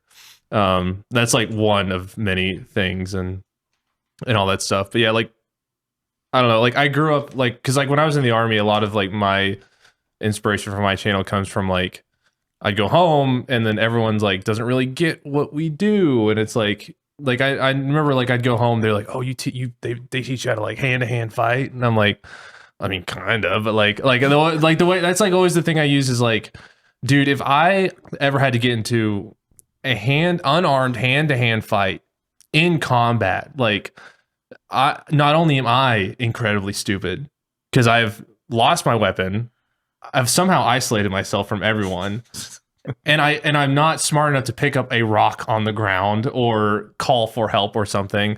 And not only that, I have met someone of equal intelligence who has lost his weapon, is not smart enough to pick a rock up off the ground, or like have literally like you could like a dude got a kill with an MRE spoon. Like you can figure it out, you know? I mean, you saw that. That being said, you saw that gnarly body cam kill from Ukraine. Yeah. It was the 2 dudes. Yeah. Like that was fucking unfortunate. Savage. Yeah, it was hard to watch. Didn't he kill It two? was a long video. Yeah, he killed like more than one, I think. So I think you might know more. That fight happened. He got tracked and he killed like 2 more people. and then got interviewed after he killed 2 more people. Yeah, I saw part of the interview. That knife fight, though, that is one of the, hey, you want to know what war's like and you want to know what actual combat and how messy it is? That is the perfect example of hand-to-hand and why knives are fucking terrifying and why it's not, well, he only had a knife. Why'd you shoot him? And if you know anything about those fucking Russian AK bayonets, them motherfuckers is not sharp. That was basically a blunt instrument. They were just... Yeah, there's no winning a knife fight. There's just like various degreeing of losing a knife fight. This is literally just a puncture implement. Like you're not gonna slash anybody, and like it's not like a knife like you'd carry around. Like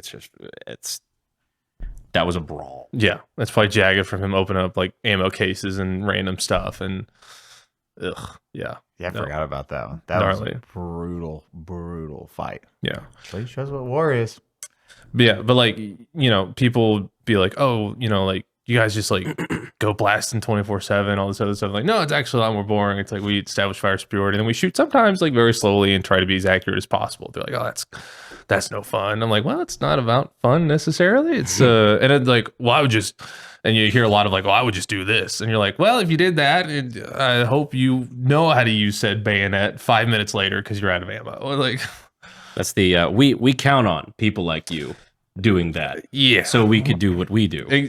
I've said it before, mag dumping into trash is one of the few things that makes life worth living. But if you don't have ammo to kill the person who's trying to kill you, you won't have a life to live. So it helps to it's a balance, Yes, it's a balance. Well, I would react this way. Okay, let's see that. Okay, you ready? We just start shooting next to him. Like, oh god, what are you doing? You see all mechanics go out the windows. Like, you didn't react the way you did. It's like boxing. Yeah, we talk about that. Everybody's got a plan till you get punched in the face. Yeah. Even if you like do good on the bag or on the mitts or whatever, as soon as you start getting hit in the fucking face, things fall apart. You're like, I will definitely know how to win this. That was actually turn around. That was actually my first class in college was boxing. That's not a fun thing because then you had to like run to math right after that and I'm like half concussed. Like, what is this? What is this? I'm like, I can't even see right now. Like, I have no idea. I was just punched in the face the whole bunch. So what right now you're doing your you did like modern war. You cover modern war. Yeah. What's one of your favorite subjects to cover though? One of my favorite things and that I can just nerd out about forever is just like the kind of like the post-Vietnam, pre-GWAT era military, because there's all these like weird, crazy ideas that people are throwing out, and all of it is hypothetical. So like none of it is actually getting any real world testing. So like people will be like, oh, here's our hypothetical framework for how we're going to do this strategy. And on that is even more like crazy hypotheticals and like all this other stuff. So that's when you just get like weird like 80s tech of like we're trying to build like robots and like with 80s tech and like the future, like what future soldiers were in like the 80s and 90s and like all that stuff. And it's like, it's just super, super interesting to me. And everything's like way cooler looking. Yeah. Obviously, because not everything's painted tan and I don't know, men were men back then, if you want to say that, but well, it's also like nobody was expecting the next multi-trillion-dollar war to be against mud huts. Exactly, it was like near peer. So you have these like crazy, like these crazy things coming out, and like on both sides too. Like you have, the Russians coming out with like tanks that only fire thermobaric rockets, and like we have like all these weird variations, like one-offs of experimental vehicles that are gonna do all these crazy stuff, and like it's like this like idealized version of war that I think is super interesting, because like when they put firing ports in the side of Bradleys, and they're gonna be like, we're gonna stick this port gun in there that fires 1,200 rounds a minute, and you can't aim, and you can only use tracers. I'm like, who is thinking of that? Like, that's insane to think about. But like, that's what all military doctrine was built on. We're all just these like weird ideas that dudes were coming up with in the Pentagon. Like, this seems cool. Let's try to do that. And then like trying to follow the logic and like where it goes from there. And I think that's all like just super, super interesting. And that's where you get like, the Marines testing out combat skateboards and like, excuse me. Yeah, so if you look it up. So that's where you guys seen like T-block camo pattern? What? Okay, look it up. There's like this. It's fucking drippy as shit. T-block? T-block. It's super drippy. But it was like this experimental urban camo. So the Marine Corps back in like the late 80s and 90s was trying to shift more towards urban style stuff. And so they put on this huge training exercise. Like, yeah, it's super cool.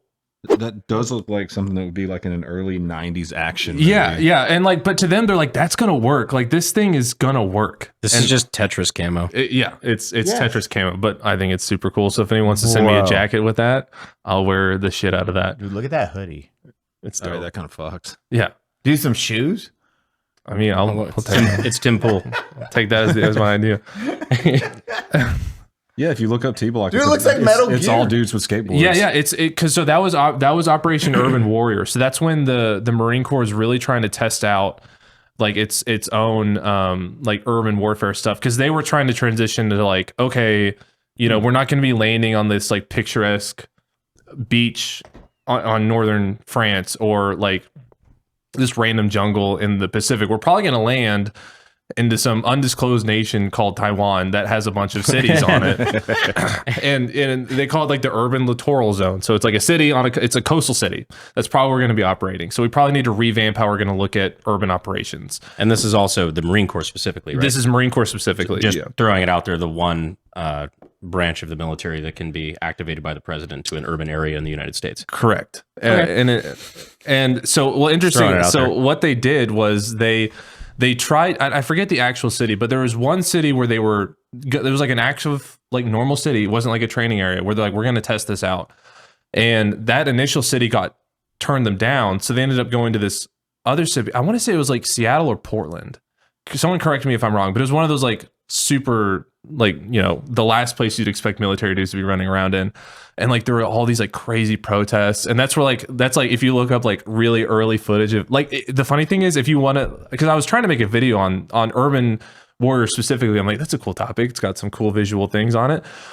All the info comes from Alex Jones, because he was like covering it and be like, they're training to take away all our citizens and stuff. And like, so like The globalists, they've seized the skateboard. so if you, exactly, but yeah, like they were testing out like skateboards and shit like that. So, but if Alex Jones or his team wants to get with me to give me any B-roll footage they didn't use, so I could make that video, I'd be very interested. Well, you guys are neighbors. You're both in. Oh, I don't know if I should say that. Never mind. What? Oh, no, Austin. That's fine. Oh, Okay. the People's Republic of Austin. Yeah, that's fine. That's where I live.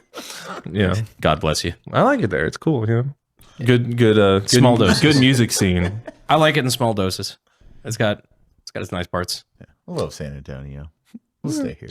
I live here for a reason. It's a lot cheaper here for sure. They tried. So they ran this in a city, like an actual urban city. Yeah. And then what was the objectives They were training on like how to clear like skyscrapers. with skateboards? Like that's how they would get to like because like in urban settings, like if to get from like point A to point B, like safest way you can do it is to do it really fast. And so it's like, yeah. I could see some indies happening. Oh, I'm sure they were. There's a reason that we saw it for that training exercise and never again. Yeah, like you hit a pebble. Yeah, and You're in a suddenly war-torn city. There's little rocks everywhere. Yeah, you just imagine just like a dude with an AK like sitting in an ambush, and you see like an unmanned skateboard just across. It's a guy like, damn it! It like gets up, tries to run away. Also hitting your objective, you like all pull up. You're like, skirt. Yeah, like It's just so gay. Every action of that does not look cool. like also- the cool kids in like a Disney Channel movie from they're like, Exactly. oh, they all go like that. Yeah, they all pause.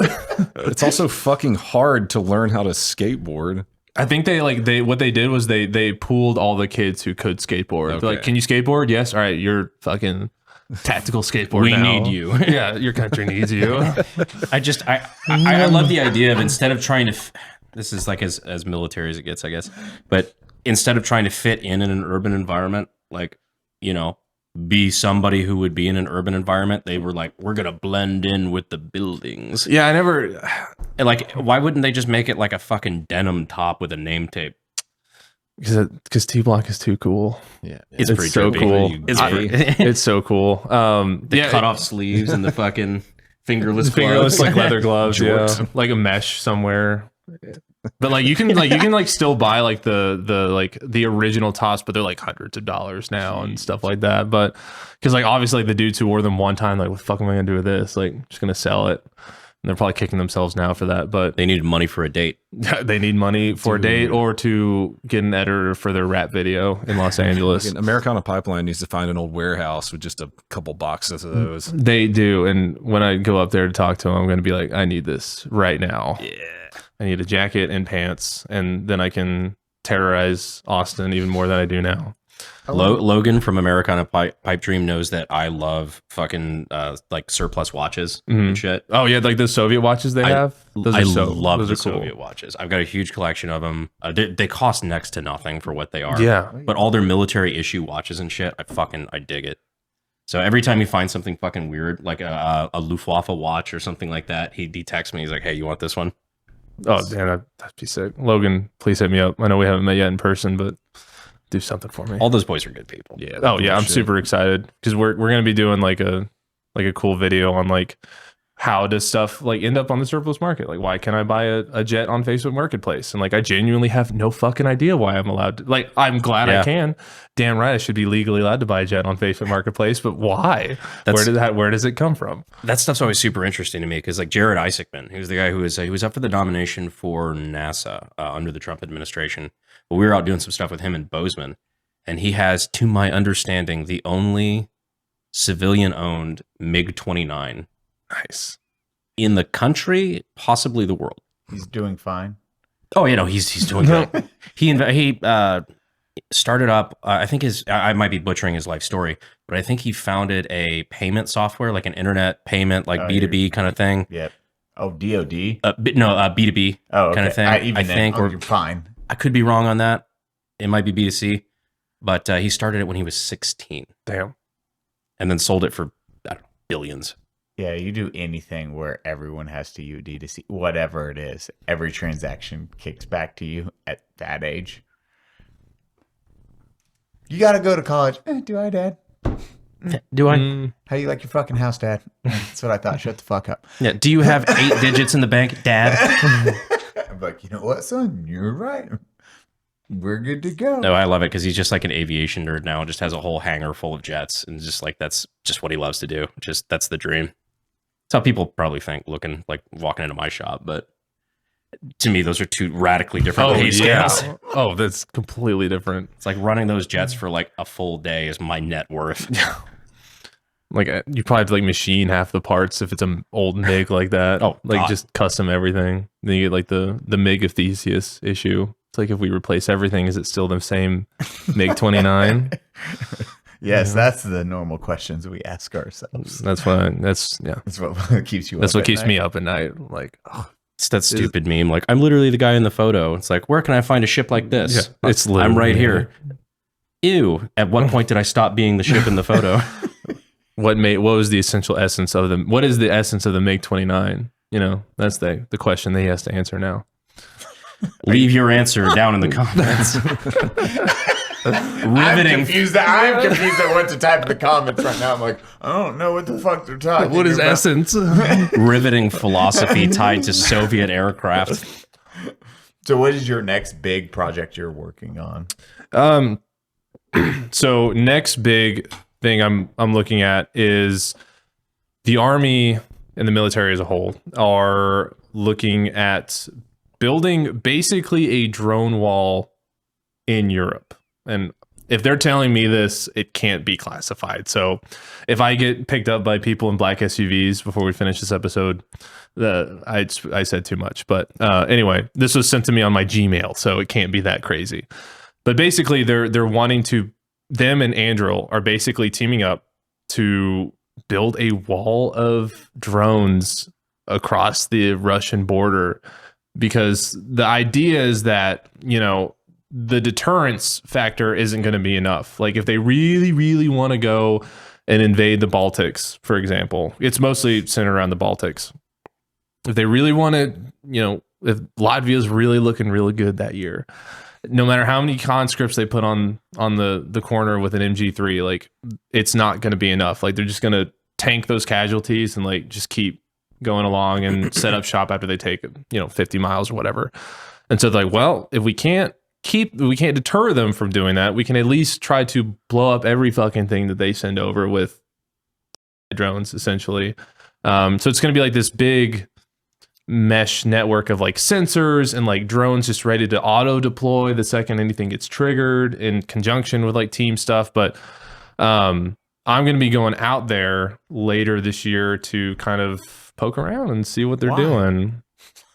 I mean, I don't think that's super classified because even recently they did that public announcement from SecDef that they're focusing more on like the drone capabilities of the United States and NATO. Yeah, where they made it from durable to expendable. So, and if anyone was confused on like what the difference between durable and expendable is, it's basically just like and I only know this because like this was like my job. One of my jobs in the Army was like that. Basically, just means that like a company commander can be like, if I have this extra money, or it's like I want to put more money into this, and like, yeah, we might have like less extra sleeping bags, but I want my executive officer to order like 50 drones.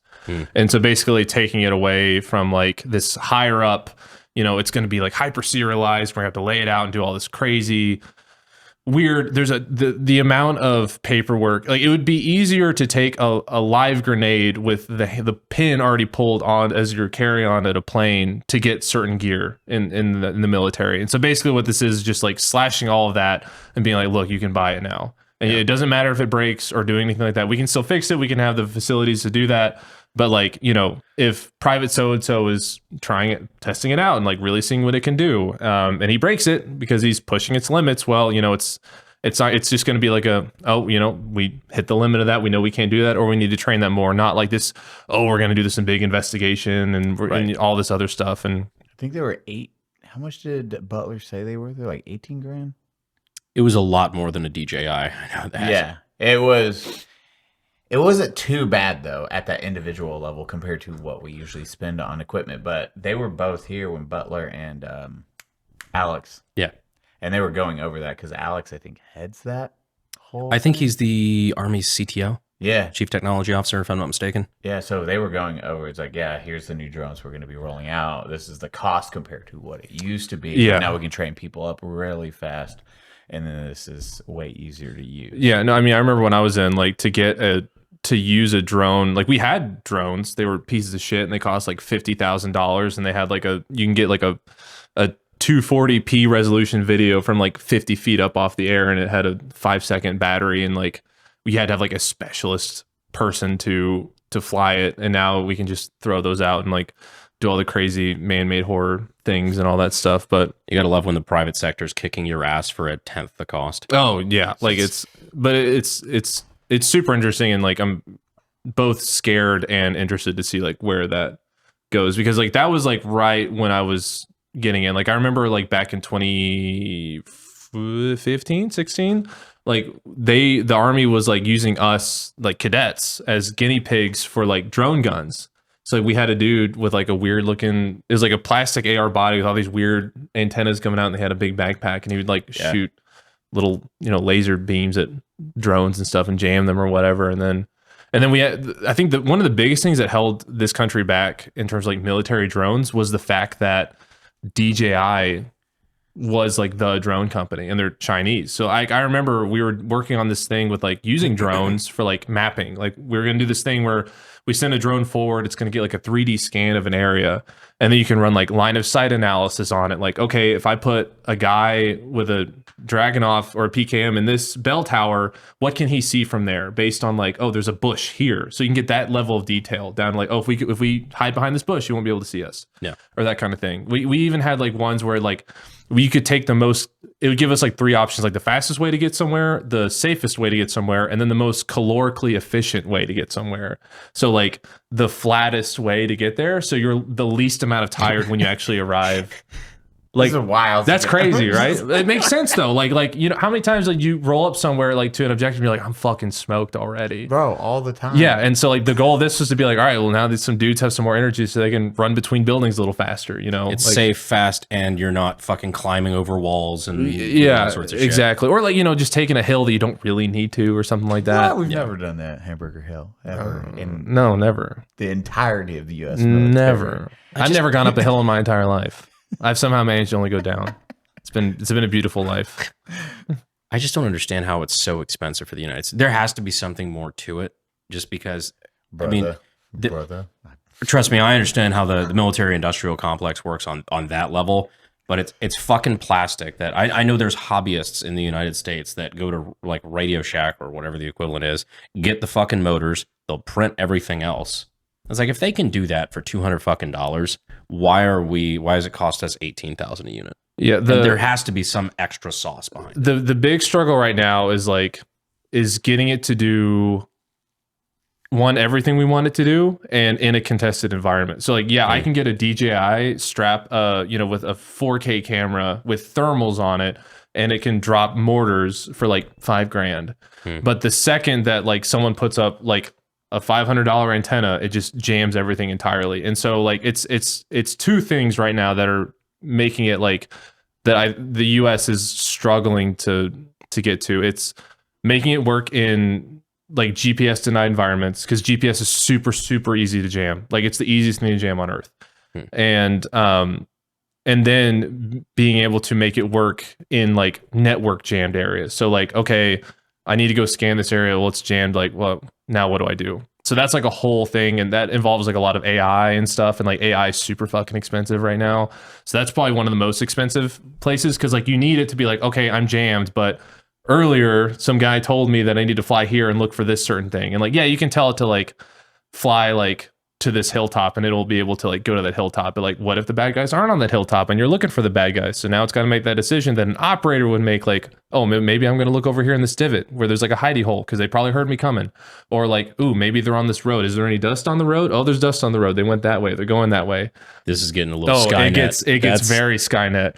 Also terrifying. Like that kind of war. We've said it multiple times. I could not go into that. Oh, dude, even that being a friendly drone, I'm like, man, I'm a little brown for this. No, they're doing like some like the big thing right now they're trying to do with like across the board, not just with drones, but it's like drones are awesome. But at the end of the day, they're just another sensor, right? And commanders on the ground right now have 1,000 sensors, and it could be the thermals on this one guy's gun. It could be the communications guys on a hilltop that are like intercepting communications and all this other stuff. So, and that's all information that commander, think like a company commander, like 100-something dudes, has to like compile in his brain while he's doing a million other things, while actively like trying to fight for his life, like And so like what they're wanting to do, like AI now, is it makes decisions for the commander. So it's like, it's like a chess bot. Yeah. Yeah. So like, not only is it like, it's not just a camera, right? It's a camera that's picking up, oh, there's 2 tanks. Okay. Were we expecting there to be tanks there? Yes or no? Okay. Well, let me get a little closer. Oh, this is actually like a T90 and not a T72. So if it's T90 and not a T72, what does that mean?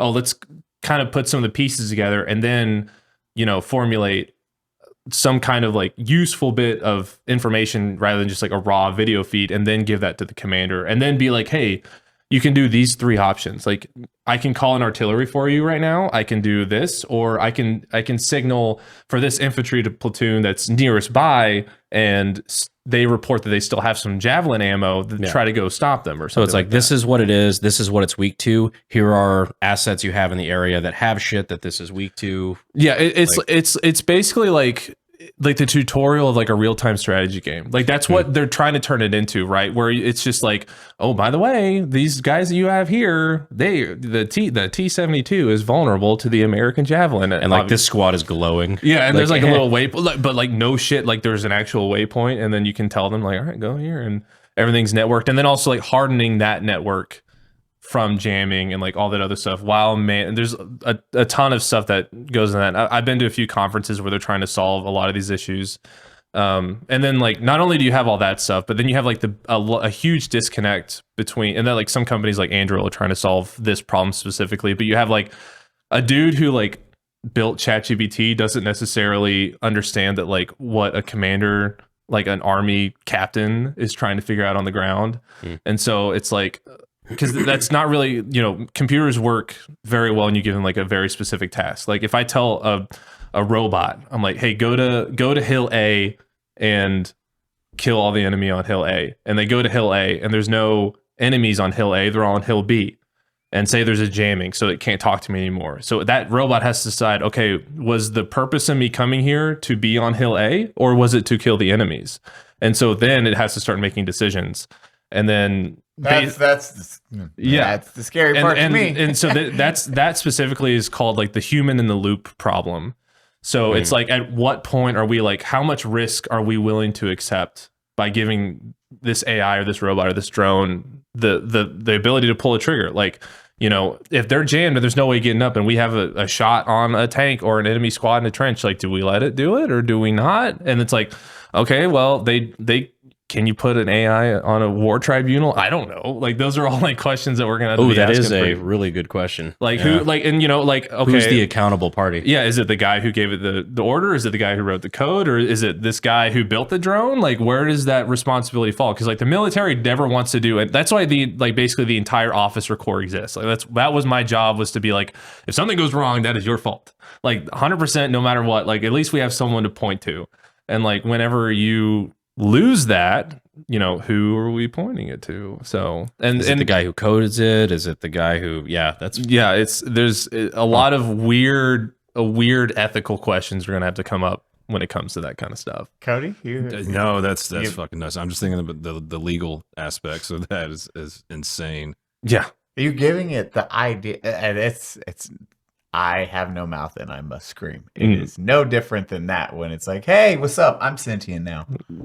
And I have a gun. Yeah. And I can control all these other things now because you didn't think about that. Yeah. That's what's terrifying to me. The second you give that okay. It's all still within its parameters, though, right? Especially in the specific instances. You're telling it can start. Well, you decide at this specific instant that if you can kill this person or take the shot. That's where it's that line for me where I'm like, man, that's a hard one. Because how far does that listen? Well, don't get me wrong. Tesla was right. Like, we are living in man-made horrors beyond our comprehension. But, and this will almost certainly end poorly. But in this instance, I'm like, all right, well, if we don't use it, they will. Yeah. And they are already using it. Oh, yes. And some of the argument, and like, because some are already doing it in the sense where it's like, it's called like terminal tracking, where it's like, you know, a drone will fly up really high. It'll be like an FPV style where it just like slams into something and blows up. Yeah. And, you know, it'll be like identified a tank, right? And it's flying in. It's like, oh, it's getting jammed. And so the AI takes over. It's like, I'm already looking at this tank I'm already flying at like Mach fuck. Like, I'm going to slam into it and blow it up. And like, some people are saying that like, oh, you know, it's no different than like, once I pull the trigger on my rifle, I have no control over that bullet and what it does. So it's like, if it ricochets and, you know, hits an orphan in the face, it's like, that's still my fault kind of thing. Well, it's not thinking. That was my problem. If the bullet stops like a fucking Acme bullet in a cartoon. See, now I have a different look on that bullet. When I pull the trigger, it did that. I'm like, I don't know. I don't know if there's a right answer to that, because if we don't use AI technology for ethical reasons, then we fall behind on it. Yep. If we do use it, then the ethical concerns could become real, and it's like, well, what's the right answer? Because it's like nuclear weapons. If we just decided like, oh, if we proliferate nuclear weapons, it could be the undoing of mankind. But if we don't do it, then we're the only ones fucking without them. well, that's the terrifying part about like the nuclear arms race. But that wasn't self-thinking, and you can control it to a degree. Whereas AI, you're just trying to beat the other person on how the tech works or thinks for itself. There is a point of no return where you fuck up and you flip a switch. You're like, oh no, we can control that one. Oh, I don't know if you know this though, but America's enemy's not super big on ethical concerns. I know. No, trust me. I know. That's the terrifying part to me, where I think that's almost the next nuclear arms race. No, it's happening right now. Yeah. That and like quantum computing, because like Dude, whoever gets like the arm, like I'm terrifying. I'm covering this in a video that'll come out in a couple days on Pepperbox, but it's like the Office for the Secretary of Defense specifically put out three requirements for quantum computing technologies. And right now, a lot of it is it's just like encryption. So like the second that we can, you know, whoever invents like battlefield quantum computing is instantly gets access to every piece of transmitted information by every army, no matter how encrypted it is or anything like that. And we can protect our own from doing that. And whoever's first like wins. Like it's like an instant switch. It's not going to be like, well, we have a nuke and like, oh, we're just waiting for the other. Hopefully we can build more than the other person. It's like whoever can get there first is going to win. And so here's my question though. If something like that happens, like let's say somebody gets there first, they have the football now. Is that a green light? They're like, we now have a very finite window where we can use this and have the advantage, and they don't. I think the second I think you the are second a superpower the second you get. That's the thing. There is no like I'm going to catch up. This is again. I just couldn't. I was like, okay, I got to double check this. This is the difference between regular CPU, the fastest supercomputer we have, and quantum computer. So Willow is Google's, right? Google. Yeah. Willow. Okay, so the quantum chip. So when you're cracking a problem, a regular computer versus a quantum computer. Quickly, differences, regular CPU, your ones and zeros. Quantum computer, there is no ones and zeros. It's just in and out. Yep. The difference on how fast this can solve this problem, Brandon, is a regular computer versus a quantum computer. Guess the difference in years. In 5 minutes. 5 minutes for a quantum computer. How many years for a supercomputer? 10,000. Nope. 20,000. 10 septillion. Jesus Christ.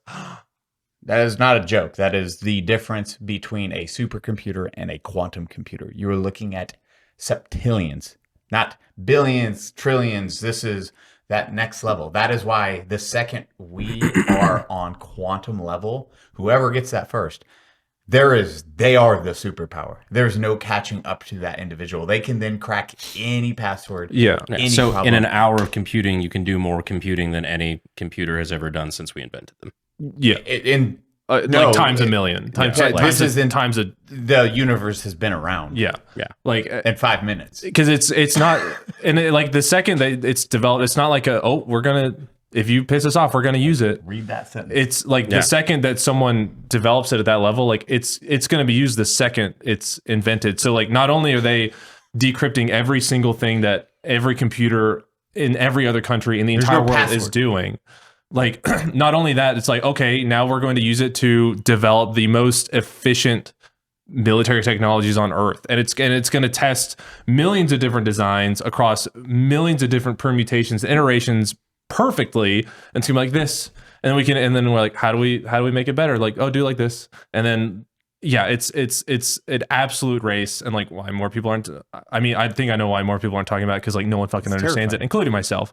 But yeah, like the second it's invented, it's like it's game over. Like for passwords basically everyone else. Exist. Imagine like our like that doesn't matter anymore. It's like, if you use a normal supercomputer, it would take 10 billion years to crack this code. Great. Now I can do it in 5 minutes. That's the difference on why it's terrifying as fuck and why they're racing. I don't know if we're allowed to talk. One of your buddies, that's what he was working on at the 250. Which one? We sat down with. He was like, we were outside. He lives here maybe, but he was working with quantum tech. You asked him if he would be a good guest, and when he was like, "Oh yeah, I'm working on the quantum tech," I was like, "Dude, yes, 100%." Trying to think of who you're talking about. When we were at the 250, where at the 250? We were outside in the tent area. You sat down with him for a little bit, and you grabbed me and pulled me aside. It's like, "Hey, do you meet this guy really fast? He's a senator or Congress." At the Army, sorry, not at the Army 250. At General George's house. Oh yeah. No, that was a Congressman Pat Harrigan. So he's working on. He's working right now within Congress. He's working with the Army on quantum technology. Yeah. That's why it's a fascinating conversation because it's absolutely terrifying. Yeah, I've known Pat for a long time. He's a really, really good guy. Genuinely there for the right reasons. I believe former Green Beret, and so he knows what the Army needs, but he also knows like how to get it done on the back end. So like. Some of the shit he was telling us about quantum computing is horrifying. Because I remember having this conversation recently about quantum computing, and I was trying to place where it was, and that was it. Yeah. Yeah, I love this shit because reading about and reading how it works, you're like, wow, that's awesome. Also, everything's just Yeah, like I really hope that like in 10 years, we're like, oh, remember when we thought quantum computer was going to be like this Armageddon technology for the military? We're like, oh yeah, but The alternative is sitting in a tent. Remember when we had air conditioning? yeah, really. it will shut down everything instantly. Ha! I fucking hate that idea so much. So much. Who's ready for Skynet? No. Love you, overlords. Well, That's why I still say please and thank you to ChatGPT. Yeah, I don't care how many gallons of water it wastes. I want to be on their side. oh shit, actually we can talk about it. You're on Pepperbox now. I am on Pepperbox now. Yeah. Yeah. When did you got onboarded a couple of weeks ago? A couple weeks ago. Yes. Yeah. And what you're doing your normal YouTube stuff, but what is the new shit people get to look forward to? So the new thing I'm focusing on right now is a series called Acquisitions Anonymous. It's basically where I go through like all of those, DoD acquisitions, things like the military's wanting, like a lot of you if you know where to look, you find some like really weird shit that they're asking for. Like the SAM certification, like those government contract sites, or Fed Biz Ops, like stuff like that. Yeah, or like DSIP or something. Like it's a lot of just like weird stuff, and a lot of it makes sense. Like, oh, we want better air conditioning for our trucks, and then some of it's like we want a helmet that can work upside down. You're like, what do you mean it works upside down? And so it's like, and then going through like that, and every month it's like everything's on a monthly thing. So my new series will just be finding some themes, like being like, oh, what's the Army doing? What's the Navy wanting? What are some weird ops that people are doing? What the dog doing? Exactly, what the dog doing. What's the weird one you've read right now? The weird one right now is they're trying to build an AI. Spoiler: they're trying to build an AI that can simulate blast injuries. So like think of like a crash test dummy in a computer that they're just going to blow up for eternity, which is probably not going to be good when it becomes self-aware. But you have caused me so much harm. Yeah. we have already done the I have no mouth and I must scream, and we did it to a computer. Yeah. And well, because like we're just going to blow you up 100,000 times and you can't leave. Yeah, because you look at like the slow motion videos of like crash test dummies going and hitting a wall, and it's like that's cool. But like when you blow something up, it adds like a whole other level of complexity. And what they used to do is they used to just like take cadavers and do it. Yep. And there's like that big story of like the one guy who donated his grandma to science. They strapped her to and a then fucking rocket. they strapped her to in the inside of a Humvee and blew it up. So they're I thought trying it was a rocket. It might have been a rocket. Maybe they hit it with a rocket. Oh god. They've done multiple. I think it happened like time and time again. It wasn't a one-time thing. Yeah, but yeah, just the series will kind of. I was thinking like she was like Buzz Lightyear on this big like cartoonish rocket. Army testing around. Yeah, the inflatable tube man.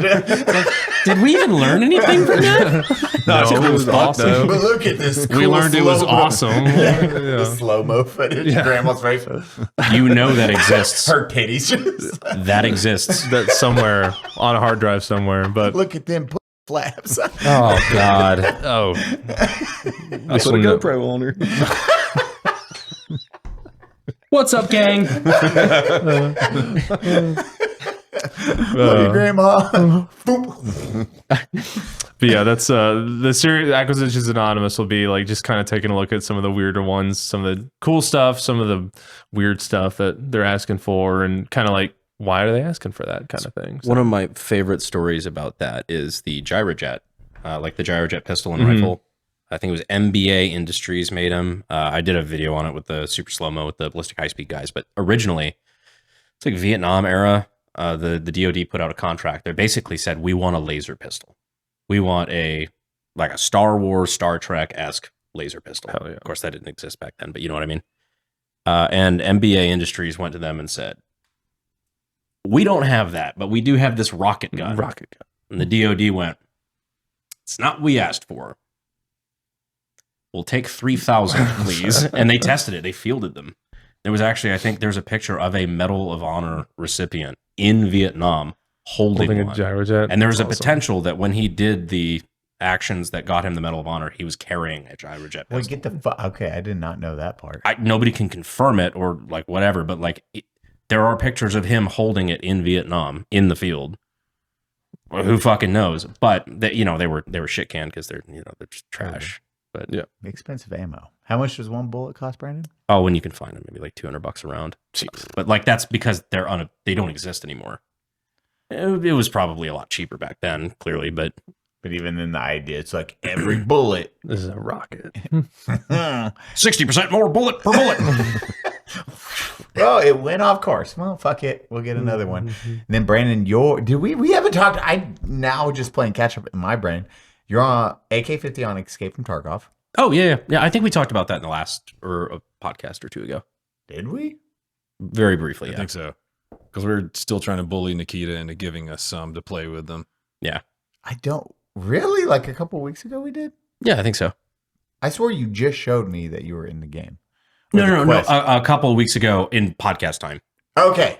Yeah, I'm like, wait. Yeah, this was like 4 days ago. But Well, 4 days ago, you got the news, right? no, it's been out for a minute. Damn it. I'm playing catch up now. I'm like, fucking, wait. Okay. I'm like, what the fuck? Did we talk about your quest?